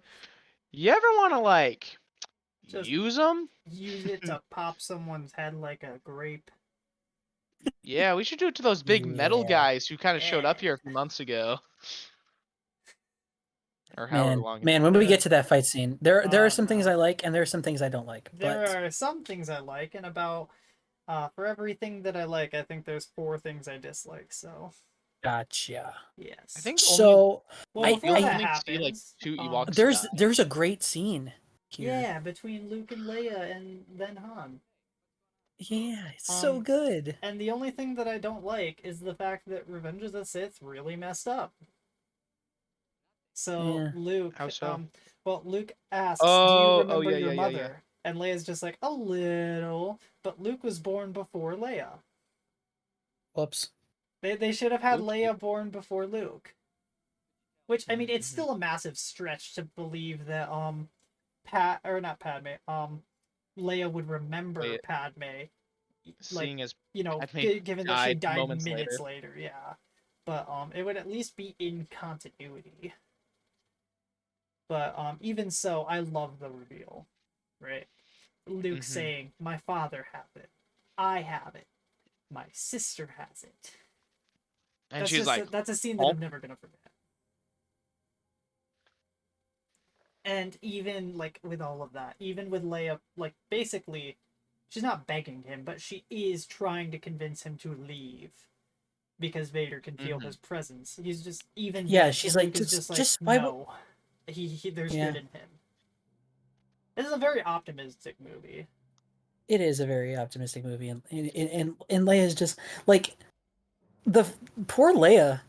I mean, the fact she has all these emotions like happening at once. Like, number Yeah, right. one, this guy who is like I'm really close to is my brother this whole time, and I can feel and understand that because now I can suddenly feel like I have the Force. I Mm-hmm. have the Force. Number two, I have the Force. And I guess No, she sort of knew because I mean because she did say I guess I sort of always knew, yeah, and I guess that's true because in Empire, right, Empire. she feels him. She's able to sense Luke. Yeah, Um, and number three, Darth Vader is my father. yeah, my dad is Space Hitler. I My thought dad only is a Luke would have monster. to deal with something Number like that. four, Now I Luke have has to to. go. Luke Oh, wants to go fight him. Well, he's not gonna fight fight him, our but try and turn dad. him good. Try and turn him good and not die. Mm-hmm. Good luck, man. And she's Good just luck, like, bro. ugh. And then on And then, top of that, to add the drama for Han, right? Because she's just like, dude, yeah. I just want to be alone, and she's like, oh yeah, alone with Luke. Yeah, and she's like, no, that's not what I mean. And he turns and walks away, but then he comes back. Yeah, and what's great is that he apologizes, right? Like And he's like, hey, that's I'm something sorry. that a New Hope Han wouldn't do. Wouldn't have done. And so we Character see, yeah, there's development. some great character development here, And then and she's like, just hold me. And yeah, he just hugs her. And it's it's good. cute. It's really good. Ah, And then Uh, we jump into another really good scene with Luke and Vader. yeah. This is another one that I'm never gonna forget because it's like Luke, he's already from the This is the first beginning. time we've ever really seen softness or like confliction from Vader, or one of the Yep, first times. this is the first time we see it. And Luke, he's already from the beginning trying to turn Vader back to the light, and he's speculating how he can convince Anakin of his own feelings. And this is where I truly believe Anakin is pushing away from that subject because he doesn't want to confront that side of him. Hmm. Mhm. Right? And he says, like, you don't know that it's right there. Perfect timing. You don't know the power of the dark side. I must obey my master. And it's like, it's really good. And this was the Hmm. moment that I was like, man, I need to watch this film more. The last time I saw Yeah, it was a couple years ago, but like I need to Mhm. I need yeah. to get back in I the habit of like doing it annually. I I just like the sting of the end. It's too he's like late I. for me. It's too late for me. And then Luke says, "I guess my father truly is dead." And then he goes. The stormtroopers take him away, and Vader stays behind. Then Vader goes over to the railing, and you can hear like his breath slows down. Like he's just like Mm-hmm. he's Ooh, like, Howie. "Oh, my son Oh, doesn't love me." oh, he hurt my feelings. It's just such a good scene. It's just like you see that like emotion from him, and it's like you never see that. And it's like, Mm-hmm. oh, interesting. There is a Underneath person underneath underneath that, the yeah, there helmet. is a person. Really, really good. Um, What happens and next? just the Is nature it? of him saying like it's not even that it's too late for me because I'm too evil. It's the Emperor won't let me. Right. He says like, Mm-hmm. he's your master now. Like he will show you the true nature of the dark side. And it's like, ooh, I really, really like it. But yeah, they What I leave. will say, I'm Oh, sorry. what? No, you go. Oh, okay. So one thing that I think is really interesting is that um with the rule of two in place, right? The, one of them will have to die I think the for Emperor is but trying to coerce Luke to kill his father. what I am going to say is I don't know where I heard this. I know it's not one of my original thoughts. I know it comes from somewhere else, but I just can't place where I've heard it before. So if someone knows, let me know. But uh, the Emperor thinks he's outgrown the rule of two. He thinks he's too powerful. I mean, that's why the Inquisitors exist, right? Hmm. Because he's not the whole reason that the rule of two exists is so that the There's Sith no infighting. exactly, there's no infighting. There's one person to hold the power and the other And to to crave pass it. it on, So right? I've always Pass thought the on rule the of teachings of two this. was really, really stupid. And Mm-hmm. that's actually the main reason why. Because the nature, as explained by George Lucas himself, the reason why the dark side is like not ever the good guys is because like the what is it? The rule of two shows that the apprentice always wants to kill the master to become the master so that he can have the power. Like that's the whole thing with the dark side is that it's very Mm-hmm. self-focused. You're not ever trying to use your powers to help other people. You're really using it to help yourself, and you're making excuses to help yourself. And so the apprentice always wants to kill the master because the apprentice always wants the power, and the master like will reach a point where they want to kill the apprentice because the master wants to maintain their power. So like Mm-hmm. the rule So of there's two, still infighting, but it's just like to a much lesser extent. yeah, which I think is dumb because like the master would have so much like he'd be doing so much better if the apprentices like if he had multiple apprentices because the apprentices would never team up to to become the master, right? They can't both be the masters, so they'll fight each other.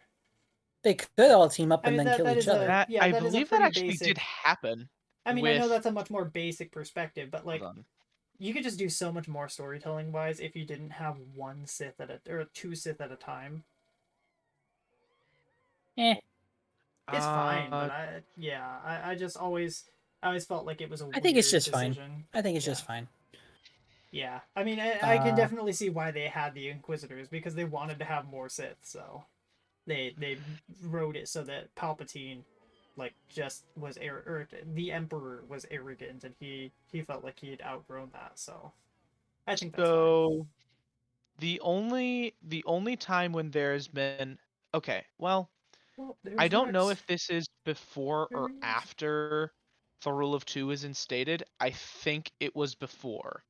But the only time that there's been something similar to like a rule of two kind of thing, like a small close-knit group where the apprentices teamed up to turn on the master was with the Sith triumvirate, but with Mhm. Darth Treya, Darth Nihilus, and Darth Sion, uh who are very interesting characters. If you guys don't know about them, I would be I more than don't happy know to anything indulge. pre Phantom Menace. Okay, so basically this is this is very old. This is Old Republic. This is like around the time of, okay, yeah. Now that I'm kind of putting the timeline in my head, this is definitely pre Darth Bane and Rule of Two stuff. So Darth Nihilus was this guy who, so yeah, there are these three Sith, and they kind of join together in a group called the Sith Triumvirate.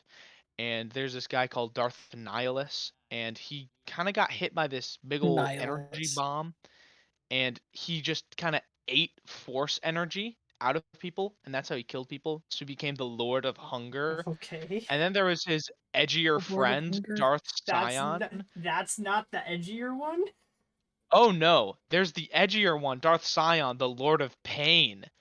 He also got hit with the bomb, I believe. Here, hold on. Here, let me find this.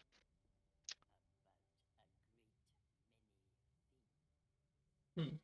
Okay, well, I guess getting Interesting. back, Vader and Luke, they meet the Emperor. We've skipped a little Uh-huh. bit, but they meet the They Emperor, and and Luke is just like, you're overconfident, and like that's your weakness, and the Oh yeah, here Emperor we is go. just like, Emperor's oh, like, you well, have your faith in faith your is, yeah, friends. your faith is Okay, in your friends, and that's your weakness. And he kind so of he kind of shadow drops that I have planned this whole thing. Yeah, Mwahaha. he straight thinks that he can control time itself at this point. Yeah, and mhm. he's like I'm going to use this to turn Yeah, and he's Luke just to like, I the dark assure side. you, we will be quite safe here. Right? Like, Right, we're not because gonna destroy this. uh the boys have infiltrated the bunker and on Endor. Um and they're getting to the shield generator. However, there's an entire legion of stormtroopers and things down there.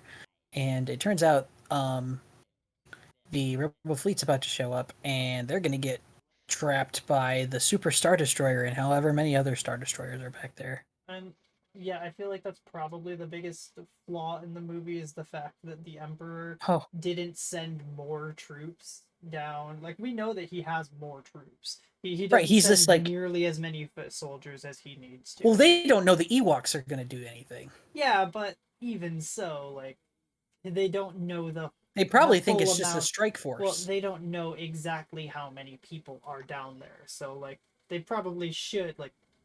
This I is a don't know. desperate. Legion's pretty big. But let's A be fair. legion This is is, a desperate effort. Like they, how big is a Roman legion? I I'm, guess. I'm Well, going off Roman I guess legion. we'll see. The full might of the Empire, or I guess the Empire Strike Force that A full strength stops them. legion was official. A full strength legion was officially made up of 6,000 men. That was not the amount of people that were there. Imperial, Admittedly, there were a Imperial lot of Legion. ATSTs. Imperial Empire, Galactic Empire Legion strength. So okay, I found the thing I was looking for Okay. with old Sith people. So basically, Darth Treya was like the least interesting of the three. She was kind of like this old Jedi, and she taught Darth Nihilus Okay. and Darth Sion. So Darth Okay. Sion got hit with a bomb, and he kind of just became this void of force energy. Like he didn't technically have a corporeal form. He just kind of lived in a mask and cloak, and he like ate people. And he just Okay. like got so hungry sometimes he would like eat the entire force energy of like a planet. He was crazy. But then there's also Darth Sion, where he built up a greater and greater tolerance for pain, and one day like a Jedi like killed him technically, but he did not die. The pain within him welled up to agonizing levels, driving Scion to rise once more and strike down his would-be killer with all his anger and hate. Scion found that he could hold his own decomposing body together with the dark side of the Force. Though this process brought him excruciating pain and forced him to continuously concentrate on his rage, Scion considered it a worthy price for immortality. I'm not gonna lie. I don't like that. Yeah, basically. Ryan, you're not gonna like this either. Okay. Oh boy. I'm with you on this. I will say there's not enough. There's not enough troops in that we see in the film, because I'm going off of what we see in the film. Yeah. There in an Imperial Galactic Empire Legion, there are 12,000 troops. That is not what we see in the film. Nope. We see Well, like did they 100, use the maybe. word legion? He said the word Legion in the and this is the canon page on Wikipedia, so they Okay. could be wrong too. So who the heck knows? But I'm There erring weren't on your side. 12,000 troops. So I will say 2 errors here. First error, you didn't send enough men because you didn't know what the heck was going to happen down there. Number 2, I know the whole plan is to trap the Rebel fleet between the Imperial fleet and the Death Star, so the Death Star can go nuts.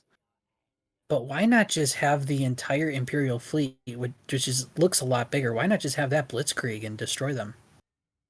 Yeah, Good- I mean, I will good admit point. everything to do with And the again, fleet, I that's like. hubris. That's hubris. That's Yeah. hubris. But Everything with the fleet I like because Mhm. like the whole idea is that they want to lure all of the rebels in so that the fleet, I think what they wanted to do was have like a pincer move behind them so that yeah, they're stuck and they're surrounded, they're and trapped between the thing and the because Death they Star, so the said Death Star only can open attack fire. those who are fleeing, right? And they wanted the rebels to not only lose, but know Be that they annihilated. lost. And now I will admit, for the amount of people here, there's not a lot here. I'm gonna pause it here because we've got a great view of everyone. There's how many rebels? 2, 4, 6, like let's just say a dozen. And we have, I think we see in total like 5 ATSTs and well over 100 stormtroopers. So like, as far as that goes, I think that's generally okay. The problem is if the stormtroopers are as stupid as they are in this fight, then yeah, this isn't gonna work. The biggest mistake they make is splitting up. That's The their biggest biggest the mistake. biggest mistake they make is not immediately executing everyone as soon as a distraction is caused. Yeah. Half of them leave to find R2 and C3PO, and that's when the Ewoks attack. Yeah. Mm-hmm. Okay, And so yeah, are we moving to that or that's where we're at in the movie, Okay. so we may as well talk about it. can I go on a mini rant? I won't. I promise Yeah, it won't be you're long. good. It's 10:30. Good grief. Good heavens. Everybody I hear is like, "Oh, space Vietnam. This is Vietnam." And even George Lucas said he wanted this to kind of reflect what he thought was the Vietnam War. Yes, you know the Vietnamese, all the little teddy bears. Yeah, exactly. My favorite. You know, the Vietnamese were teddy bears. They totally didn't slaughter their own people. um The I will teddy say bear cannibals. teddy bear cannibals. Um um I can't keep a straight face. This is hard. Um, Before you start off, are all of these Ewoks like? Are there people? Are they literally just fursuits with people in them? I Yes, think there's they're a like mix of kids. midgets and children. Oh, they're Yeah, children. midgets Okay. Midgets and midgets. children. Or All right. little people. Because I know Warwick Davis is in there. Ah, all right. Well, Correct. Peter Warwick Dinklage wouldn't Davis. like that, but hey. Um, Go be an Ewok. yeah, Mr. I understand. Go I be understand, a- like, guerrilla warfare, Mhm. and but there are a lot of other things besides Vietnam where I there's guerrilla. didn't I'd realize give these are primitive creatures, and one of them is flying. One He's of got got a them a little has glider. better glider. technology got a than we glider. do. We have gliders. What are you talking about? Yeah, but like to the point where he could operate the glider and drop rocks at the same time. Well, we have that. I'm sure Do we we? could. Do I'm we? sure. Dude, a Cuban guy made his own hang glider with an engine he found and flew all the way from Cuba to Florida the other day. So just, it's fine. Okay. It's fine. I mean, I guess we do have better Somehow technology. carrying I his just stuff mean with him. for that sense of like having created a glider out of cloth and sticks that can work that way. I just thought, Look, I'm yeah, sure we could put that Actually, we together. could, there's yeah. actually there's a Lego set that has the Well, glider in it. the point being, like, And yeah, I thought that was really cool as a these kid. guys are That's really cool. repelling the Empire forces. Which Hmm. I guess there's something to be said there that the Empire has grown so, like, overcome, maybe Complacent. not, or yeah, complacent, that's a good word, that Yeah. they just have very inexperienced people defending one of the greatest, like, their greatest weapon. Asset. I can see the thematic relevance, but boy, is that just not the I, Empire. yeah. I will say, back to my point. I was Yeah, like, yeah. um, I understand using because it's the most egregious one I see used, which is Vietnam. Mm-hmm. Hmm. This is me getting political. I'm sorry, but or not even political. This is a historical fact. Um, it's like, yeah, I understand that, and yes, we did have to fight the guerrilla war with the Viet Cong, but do realize the Viet Cong ceased to exist near the end of the Vietnam War because we completely and utterly annihilated them. Mm-hmm. But and we only lost that war is because we just decided to leave.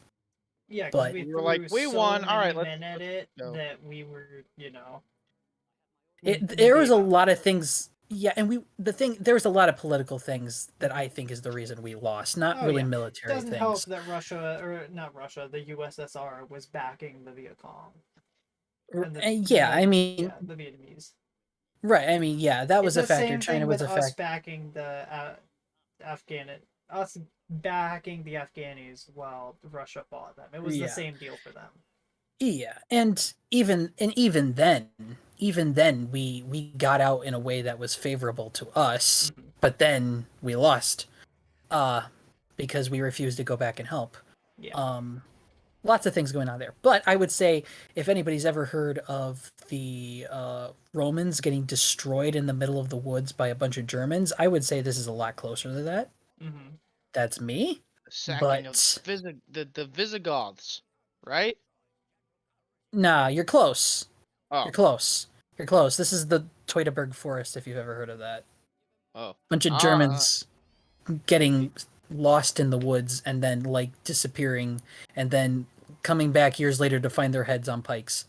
Um, Oh, that's yeah, fun. yeah. This is why Germany is a lot different than the rest of Europe. But that's a topic for another day. Um, Lovely. because Rome never got them. Well, So well, I guess as the Ewoks are doing their attack, the Ewoks and the rebels, we've got the fight in the sky, and this is yeah, when the Emperor reveals long. our Okay, weapon is operational, and they start it's blowing completely things up. operational. Yeah. I'm gonna finish my point real Oh, okay. quick. Okay. Suffice to say, Sorry, I the thought you were Ewok done. fight. No, the Ewok fight is fine. I just don't like it always being compared to Vietnam. It's fine. It's guerrilla warfare. I'm even fine Warfare is with them everywhere. comparing it to Vietnam because There are there are guerrilla some warfare levels elements. of I'm fine. comparison. Right. But the thing that There I'm are. frustrated with is the fact that the Empire loses so thoroughly. Yeah, they just don't really fight back. Yeah. I Well, mean, I they mean, they do. do. I mean, They the do. ATSTs put up the biggest punch, and that's They kind of do. where the They're best pretty cool. parts of the fight goes. I Good mean, effects though. they had that small moment where we see an Ewok kind of mourning Hi. his fallen brother. Yeah. It's That kind was of really sad. sad, yeah. And then, seeing them actually fight there were some ATSTs. parts with fighting the ATSTs, like I like the the logs smashing logs, into them, the logs smashing, and then the logs them tripping creating a them up. trap, tripping them. Yeah, I thought That that was was pretty fun. good too. Yeah. That was fun. But yeah, Tarzan Chewie. because the Oh, true. Emperor because the Emperor does this and he's just continuously goading on Luke. He's just like, dude, you're how do I explain it? He's like, dude, you've lost. You've lost so thoroughly. This is where Luke begins to give in to his anger, right? And this is when he actually attempts to kill the Emperor. Mm-hmm. Mm-hmm. And And it's then like, Vader blocks him. yep, And the Emperor's like, haha, my plan is working. this is exactly what That's I such a good wanted. shot. Yeah, That's it's such a so good shot. Like That's a the good shot. two cross lightsabers with just the Emperor just well, cackling. and the fact that all Luke does is look at his lightsaber, and the Emperor is just like, I can feel what you want. Go for it. Yeah, I he's like, dare good. you. Give in to your anger. It's so good. I love that. And there's VLC completely, you know, failing for a second there. But yeah, he says, strike me down with all your hatred, and your journey towards the dark side will be complete. And it's Mm-hmm. like, ooh, I like it because it's not that he wants Luke to kill him, it's that he wants Luke to fight Vader so that he can kill Vader. Right. And it's such a good shot, you're right. Oh, And man. the Death Star is firing on these cruisers. Yep. And I think Lando, I don't know if it's now, but Lando makes a really good suggestion. Hmm. And he's like, hey, why not charge the Star Destroyers aren't moving. Yeah. Let's charge them because that'll get the Death Star to not fire Mm-hmm. because the Death Star won't fire on its own ships. Yeah. And we'll last longer against them than we will against it. Yeah. Which I think is the really fact smart. that yeah, his whole thing is we need to stall because we're not going to Mhm. get a better shot. So Right. we have to do this. And Because Akbar is ready to go. yeah, he says like we have to retreat. We can't lose this fight. And Lando's like, I know we can't. We have to win it. And so I like He's like, those give differing Han a perspectives. give Han few more minutes. He'll do it. Yep, and I guess as that's happening, Ewoks take over an ATSD, and they With control it. Chewie. With I mean, Chewie. yeah, Chewie's there, but like the fact that they're controlling the Well, he's ATSC. driving it. They're He's not. driving Chewie's it? driving it. Okay, but like the, yeah, I find it hard to believe. Right, like even Chewie, he's like swatting him away. He's like, no, don't touch that. Press that button. It's like, No, he wasn't. I didn't see them because they were just riding after a while. well, no, it's a two pilot control. I think one of them's a gunner. Yeah, yeah. Just the idea that these primitive beings that their language is like so it's that primitive, right? That's what C3PO says. It's like yeah. I don't know. I find it hard to believe that these Chewie going Ewoks like would do it. Tarzan though. Also, I do just want I to point this actually. out because they Oh no. do the rope thing. So I just want to point this out because it's in the movie right here. The edit of the way they edit the guy that got clotheslined, it's so good. He hits the rope and then he just falls. Right, Yeah. like they edit it so in like 4 frames he hits the rope and then he's on the ground having not moved. It's like he goes from 80 to 0 in half a second. Dead. It's just Blam. really funny because All in the bones in his reality, body I broke. think the rope would have His head would have decapitated come off. him. Yeah, it would Yeah. have at least been like Or taken his completely chest off. destroyed. Yeah, but I just I always found that really funny. Yeah. It's cartoony that way. Yeah.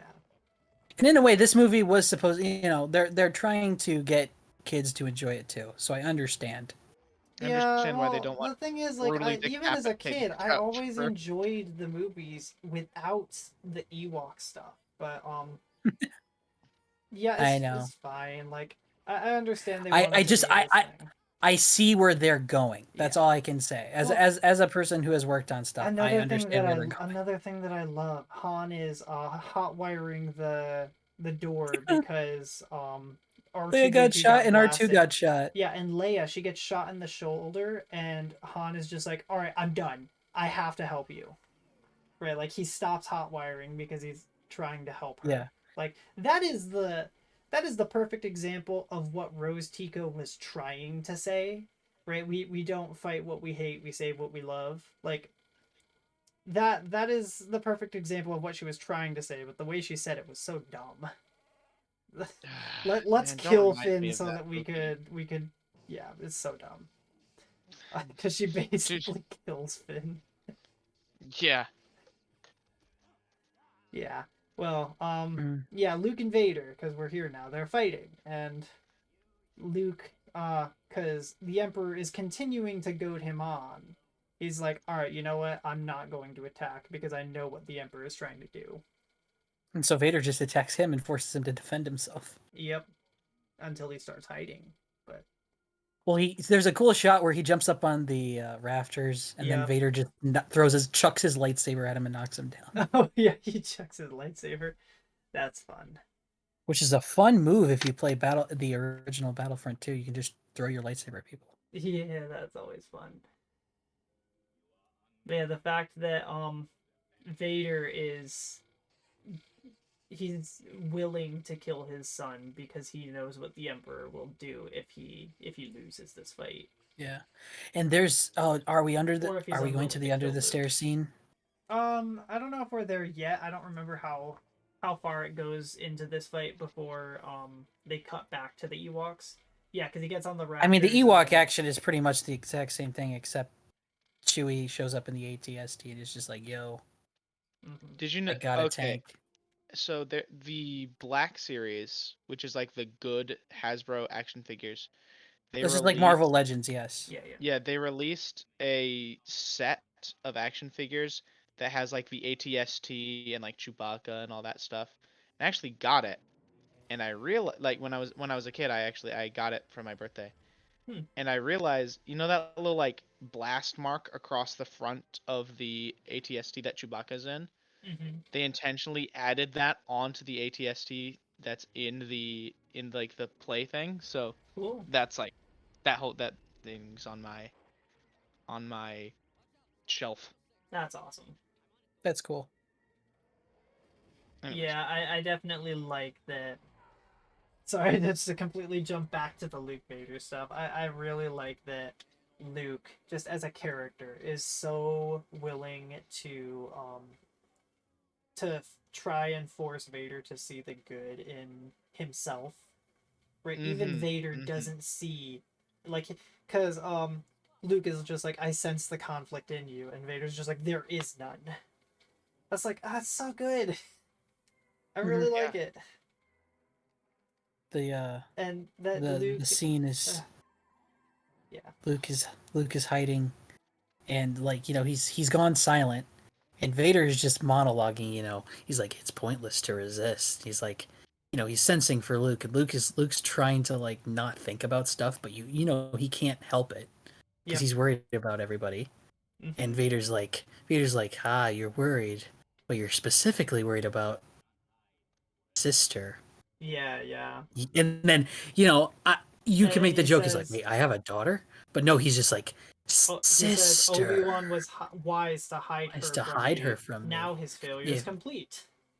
Yep. And Luke's like panicking, and he says, if you won't join, perhaps I can get her to. Perhaps she will. Yeah, and it's that is such a cool thing that they need to utilize more with the Force is the fact that you can feel what the other person is feeling through your connection to each other, whether that be light side or dark side, right? Like that's one of my favorite parts about the Anakin versus Dooku fight in the Clone Wars movie is the fact that Dooku, while maybe not feeling that Anakin, like the specifics of his feelings on Tatooine, recognizes that there's a deep connection between Anakin and Tatooine, and he Hmm. uses that. Like that's really cool. And the fact that yeah, Vader saying this about Leia is the reason why Luke continues the fight, and he actually like this is the closest Luke gets to turning to the dark side because he rejoins the Yeah. offensive. And he just beats on Yeah. Vader. He beats Oh him. He man. cuts his arm off. Yeah, that Vader is so defensive here. Luke is just like every like every fourth attack is from Vader, but pretty much everything is from Luke from here on out. Oh, and that anger. and that now that whole kind of like slamming into their lightsaber thing is like a stereo, like that is like a hallmark of like a whoa, they're getting dark side on us. Uh-huh. Oh But man. and then I love, the Emperor's The like, ah, Emperor's like, good, yes, good. your hate has made you powerful. Now And do it, kill Luke him. sees his hand. He looks down. Oh, it's so good. He looks down his Yeah, hand and he I'm looks gonna over try at and show it as Vader's. much as I can without Yeah, yeah, yeah. without like He doing anything. he He he sees looks his down at his hand. hand, and he looks at Vader's hand, and Vader also has a Yeah, robotic hand. So he's yeah, like, and oh he no, recognizes. he's like lost it the same way I have. I'm going down the same path. Yeah, I just wonder what he's thinking at that moment. He's probably thinking like it just because Kyle, we were talking about God of War. I want to pause just because I want to be paying attention, uh, while also going on this tangent. But with God of War, when Kratos reveals to his son like I killed my father, right? Atreus Hmm. is like, is this how it always ends, right? Yeah, Is this what it means to be a god? And I just feel like something similar is going on in Luke's mind. He's like, is this what it means to embrace the dark side of the Force? Right? Like, sons killing their father? And it's just right. like, it's so, I don't know, just the narrative weight behind just looking at his father's hand, right? The robotic hand. It's like, it's really cool to see that from Luke. Hmm. Because then he just turns to face the Emperor and he throws his lightsaber away, saying, "I am a Jedi like my father before me." And the Emperor's just like, oh, It's just a that's just nah, a phenomenal crap. line. It's so good. Ugh. So be it, Jedi. Jedi. I love that. It's like Luke is finally. That is the point where Luke becomes a Jedi, Yep, and and that's Dave where Filoni can say whatever he wants. He can believe whatever he wants, but well, he and can't take that from me. that's the moment where Palpatine knows he lost. Yeah, Right? All of his plans, he's all like, of his he's visions like, were all wrong. this is for nothing. Yeah. And it's perfect for that to happen right before the shields or that the base is exploded and the shields go down. Yep. That connection that yes, the bad guy has lost in this moment and this is the beginning of the end. Even though we see the power of the dark side with the electricity. Is Yeah, this this the lightning. is this the first time we see force lightning? Yep. Mm-hmm. Canonically, yeah. Yeah. Well, or I guess in I'm pretty actual sure that life, was the yeah. case, but I wasn't certain. Yeah, this is it's It's really good. terrifying. Yeah. And yeah, the emperor he attacks Luke and Luke he calls out to his Vader, father. Not yeah, even Vader. He says, "Father, help me." help me. And I like Vader. Vader keeps looking back to the Emperor, and then looking back to Luke, and then looking back to the Emperor, Yep, and then he's looking back to very Luke. conflicted. He doesn't know who he is and Yeah. who he Mm-hmm. should be. And I will say I've seen versions of the special edition where they completely ruin this scene. Really? How so? Yeah. How so? Vader Yeah. shouts no. He does Oh, the is no this the from Enter version? the. I I don't have that version. I mean, that's I've been playing the like the latest edition that they released. I got a steelbook of it that looks awesome, but I Yeah. think that this is the The version where he says no. I I have probably the earliest version of the special edition, Hmm. at least on DVD from 2004. Yeah. Because I know he had those come out in the 90s before Phantom Menace, but I he think really I'm really loved fine with those. him saying no. I I don't like it. It feels more. It feels Why better. why And not? that's a personal thing. I don't know. I like the silence better because I think it gives more weight to the moment, rather Hmm. than just saying no and then doing the no from episode 3. Yeah. I just prefer the silence because it did hit me harder when I was younger. It really hit me because I didn't see it coming. Well, Mm-hmm. Um, I definitely need to watch the despecialized versions just to finally be able to compare the two. yeah, but it's really good because then he just turns And and he then he lifts just them up. grabs Yeah. the Emperor, grabs him, picks him up, and he's getting like the lightning's coming down on both of them, Uh huh.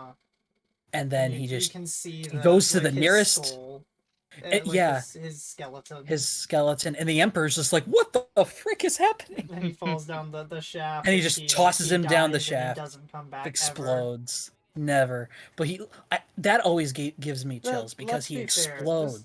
The concept of Palpatine returning is a betrayal of this movie's existence. Yeah, it is. Like I genuinely I despise the notion I that the dead speak. yeah. Uh, I Yeah.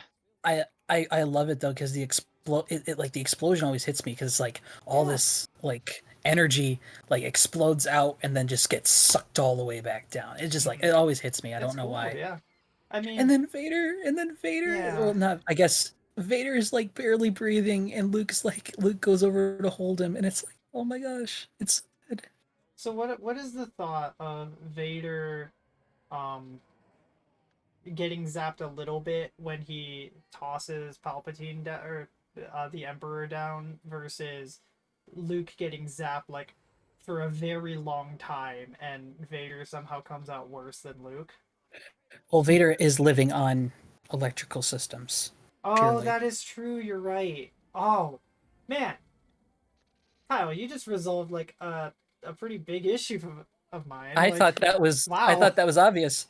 wow, I did not think. How did I not think of that? I'm an idiot. That's what controls Okay, his breathing. yeah, all right, cool. That you just made this movie that much better to me. Oh Yay! yeah, and then the Superstar Destroyer gets destroyed. Oh, Oh my that's so god. cool. The execute. He well he Yeah. Yeah, he loses control, and they even say like, "Oh, we've lost shielding to the bridge," and then he smashes into the So bridge, and then it We've lost shielding to the. this is possibly one of it's a pretty big flaw of all Star Wars space combat. Why are the bridges of the ships, the things that control the ship, why are they on the outside of the ship and not the inside? and you got to see. I mean, And I know why. the bridge is It's also aesthetic and it that's on looks really battleships too. cool. I'll admit it looks really cool. But I mean, for It's on ships, like, battleships too. well, yeah, but like, it's a flaw on battleships too. Then, Yeah, on aircraft carriers, and well, at least for when it comes to at least in battleships, modern it combat, makes you're more not sense supposed to because engage like in close range. line of sight is your best way of seeing things, whereas for spaceships, like that's just not the case. But Yeah. I will admit, I like the Um. aesthetic. I think it's really cool. Yeah, it smashes into Oh, the Death Star and looks really cool. VLC is dying for a second, but Quick yes. note. That scene where where the A-wing crashes through the bridge. Mm-hmm. If you watch that really slowly, I learned this the other day. That's a car chassis that they just Oh, really? launched through a wall for that Really? scene. Wow. It's like a broken down it's like, stripped car chassis. VLC's dying. Oh my gosh, VLC. Um, well, I guess as all of the space battles are happening, Luke takes his father to a shuttle, and Now we get to the sad part. yeah, he Anakin says like, "I want to." What does he say? I, Just for once, Luke, let me look take on my you helmet with my off. own Take my helmet eyes. off. He's like, but you'll die. But you'll die. This is the only thing that's keeping you alive. And he's like, it's too late now. It's like that's not. There's nothing. I just want to look on you with my own eyes. Mm-hmm. It's so sweet. Well, and then finally seeing after Yeah, 3 movies, finally seeing what's under the mask. yeah, that was huge. I love what we see, right? Just this decrepit, deformed old man who has been thoroughly scarred by just a long and hateful past. Hmm. Right? I mean, it is Anakin's dedication to the dark side that has kept him alive. And Hmm. I guess it just makes me think, like, is that a life worth living? Right. And yeah, I like that his life is essentially a commentary on what it means to like survive versus what it means to live, which is, in itself like a nature. It's like the nature of the Empire versus the Rebels, right? It's the nature of power and the means that we will use to get power. We will literally kill ourselves to become the most powerful.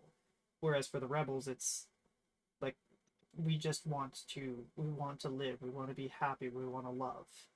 Hmm. And it's like And after freedom, the all of freedom to do yeah, that. after all of this, his death is like it just makes things so much more meaningful that his Yeah. death comes at him choosing to fight for something. Yeah. For something And more I than himself. yeah. And I just like he's like tell your sister you were right about me. Tell her you were right. It's like, oh man. Oh, you know, it's kind of funny. I realized this in the special edition. Like the iconic face that you see under the helmet is from the special edition, because Yeah, in it the is. normal edition He has he has eyebrows. eyebrows, but they got Because scorched off at Mustafar, So they had to edit so it. they got a new guy. No, they didn't get a new guy. They they just just They edited it edited out. photoshopped out the his eyebrows. eyebrows. It's a Oh, good It's the Photoshop. same guy. It looks good. Yeah. yeah. Yeah. Because originally, that guy was Anakin, and you see him as a Force ghost at the end, which I much prefer. Hmm. Hot take. I'd like I to. like it better than Again, Hayden. I want to see the differences. I want to, just for the sake of comparing them, because I'd like to know which one I prefer. I can't say that I prefer the originals to the special versions because I just haven't seen them both.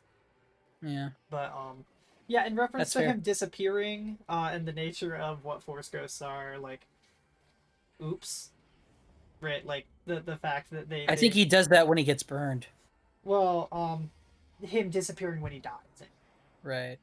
The nature of he dies and so he becomes a Force ghost. Like, there are rules behind whether or not you can be a Well, Force Qui-Gon ghost. didn't. Doesn't Qui-Gon become a Force ghost? No, Qui-Gon never became a Force ghost because he never completed his training. I He think. didn't complete his training. He was going to if So he I kept guess going. Vader did. Yeah, Gotcha. Vader completed his training, of I course. guess so. Well, listen, when I you always die, you just become a saw it ghost. as like, It's just how it works. yeah, Unless you're evil, then you go to the bad place. yeah. But I mean, narratively, or at least thematically, I like that he disappears because it's just a recognition that it's the final recognition that he is a good guy now. And then the Death Star explodes, and everyone is happy. I will say one thing during the entire chase through the Death Star, there is one really determined TIE interceptor who just follows the He Falcon follows them and all the way in and follows all the them way, out, and the only reason and then why he loses is because the explosion he catches gets him. it catches him. Like I Yeah. was like that if that guy should posthumously get a medal Yeah, for his someone should. dedication. He's Yeah, a good like I know, pilot. just like at the Rebel Award ceremony. And now, even though he was part of the Empire, we'd like to give a medal He to just did a TK really good job. 1610, who flew Because he tried. real good. He tried so hard, we gave him this plastic Should be TK participation trophy Chad. on his grave. He tried so hard and got so far, but in the end it didn't even matter. Yep. Oh Uh, man, but yeah, the Death Star explodes and we get to see Han, like, he's trying to accept that Leia is in love with Luke, and he's trying to be like, okay, I understand, but then Leia I won't get in the explains way. things, right? Yeah, and Leia's like, he's my brother. Yeah, and And just then they just make out. I will admit, like, that's some great acting on Harrison Ford's part. Like, It is. he I seems just genuinely happy. yeah, I loved when she says that Luke's her brother, and then he just looks like he's doing the math in his head, like he's got the internet noises going on. Yeah, Like, because he's oh, recognizing what that the means, and dial-up that's tone. he's like, what? Wait a what? minute, didn't you kiss him?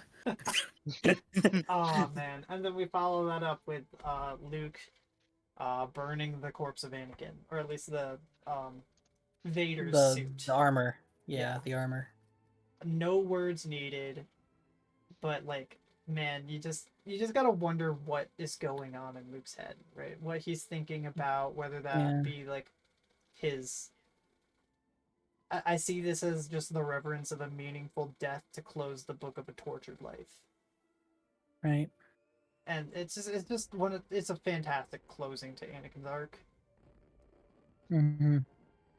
And then we get well, I And then we guess, get a scene that was never in the original. yeah, the special edition showing the scenes of everyone Coruscant celebrating.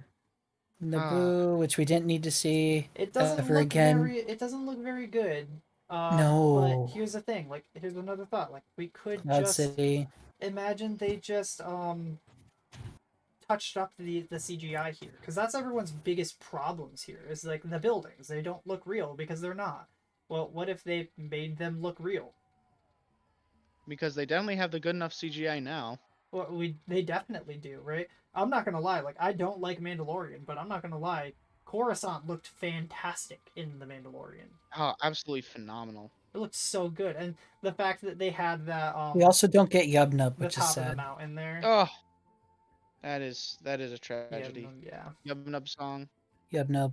Yub Nub, lads. Yub Nub. If you also enjoy the Yub Nub song, give yourself 2 clone points. 2 clone points. Ooh, nice. Oh, yeah, they're Convert those to celebrating. Jedi points. Yes. Yeah. If you have the most Jedi points by the end of the podcast, you get You'll be above those who have clone points. One you get to Jedi feel point is 10 superior. billion clone points. They For can't some be, reason. but you can't No. cash them out for clone points. No, You no, just no. have No. this feeling of superiority. Yeah, Uh-huh. we They're not really lost, worth like, anything. yeah. I It's said 10 like billion with digital because currency. inflation It's has not really really worth wrecked the anything, but you economy. have the pride of having it. Inflation. Inflation's really wrecked the clone point economy, so the Jedi points that we've lost the conversions. So Listen, guys, we're not immune to the recession. yeah. Yeah, even us here at the Clone Boys podcast are not immune to the recession. So I guess What a with the podcast. Force goes because they're all celebrating. Yeah. It's Anakin. There's a guy there. I like that it's Yeah. Anakin, but Yeah. I definitely do realize that from Luke's perspective, he'd be like, "What? Who are you? Who are you? What are you doing Who is with that Yoda?" guy? Yeah. Who's that? I like the older guy better. Yeah. That's my opinion. I think I'm fine with it because that's the Anakin I grew up with. But Mhm. yeah, I would love to see the despecialized edition just to really know what the difference is. But yeah, that's the movie. That's it. We made it. It's excellent. I love it. Yeah, I don't really have much problems with it. Now I will admit that A New Hope and Empire are still far and away my favorite. Like I like them both far more than this movie. But rewatching it, I recognize that like man, I love this movie. There's so much to love about this movie, and I feel like as far as the trilogy goes, this movie has my favorite moments in the entirety of the OT.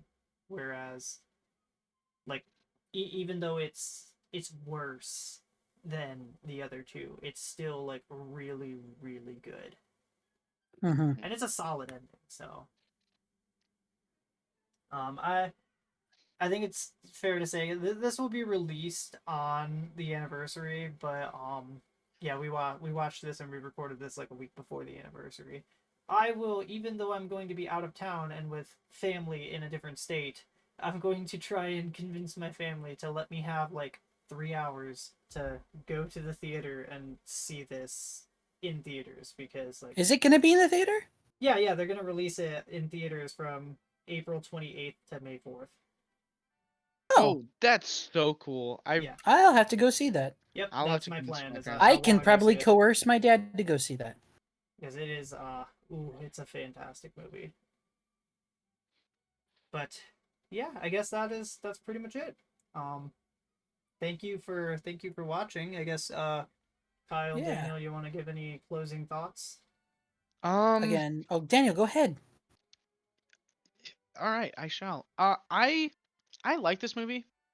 I can't say that it's like my favorite Star Wars movie or anything, but I do really like it. Um, I have a lot of good, like, positive memories associated with it, and I am a very nostalgic person. So, I going into this, I I don't know why, but I went into this kind of like expecting you, Ryan, to just kind of like rip it apart and just be like, No. actually, This this movie terrible, and I was like, no. no. This was gonna be a praise of this movie through and through. All right. Mhm. Yeah, I mean, So, like the Yes. I'm gonna be fair. Return of the Jedi it was pretty much the first thing that I saw of Star Wars that got me like actually interested in Star Wars in the way that I've always been interested. Like, I mean, as a kid, I grew up on the prequels, and I was like, oh man, prequels is so cool. We got the space, the Jedi, they swing their swords and they attack the robots. It's so cool. But for this, I I was don't just like, remember you having you. I don't remember you having a lisp when you're that young. but I mean, for Return of the Jedi, like seeing this being the first OT movie that I was actually able to comprehend and understand like the story behind it, recognizing the narrative weight behind Luke's decisions. It's like this is what I mean. The prequels introduced me to Star Wars, but the OT is what cemented my love for Star Wars. Hmm. I this is still my favorite one. Well, I would say it's my favorite Star Wars movie. It's one of my favorite movies. This and Empire are tied for my favorite or kind of tied for my favorite Star Wars movie, I guess, because I've grown to really love Empire Strikes Back. Um, but yeah, I love it. I love the good versus evil, like epic good versus evil stuff, and I think this one um has that very climactic uh you know struggle between those two, and the good triumphing over evil. I that's a trope I really like, and it's I'm a sucker for it, and I admit that. But I think the movie does a really good job of character development, of um, developing the characters we know and in new and interesting ways, and doing a lot of awesome stuff, and I love it for that. Well, I It's always guess a with delight. with that, we're pretty much done. Thanks Yay! for making it all the way through. This isn't quite Clone Boys episode, so I think we'll just try to release this, you know, as is. As an anniversary I'm gonna thing, be really mad if YouTube is like, "Hey, there's copytisms with this," because like, then so just release the audio. I will admit, I basically played the entire movie, but I played this over a filter. I went into settings and I changed the video filter. So I basically watched the movie while we talked about this with like enough changes to the video that it looks distinctly different from what it actually is. I Hmm. had the Mm. sound very low, pitched up. So like if I get flack from YouTube, like I understand, but also like screw you, YouTube. Because like this is clearly not an upload of Return of the Jedi. This is a discussion of Return of the Jedi. Also, by the way, I put the logo over the movie, so you can barely see the movie. Like no one's going to our video to watch Return of the Jedi. Screw off, YouTube. Yeah. So I Let's hopefully go remember, to that's not the Rumble. case. back when so Alex, my brother, and we used to like do YouTube. Like we would record videos and whatever.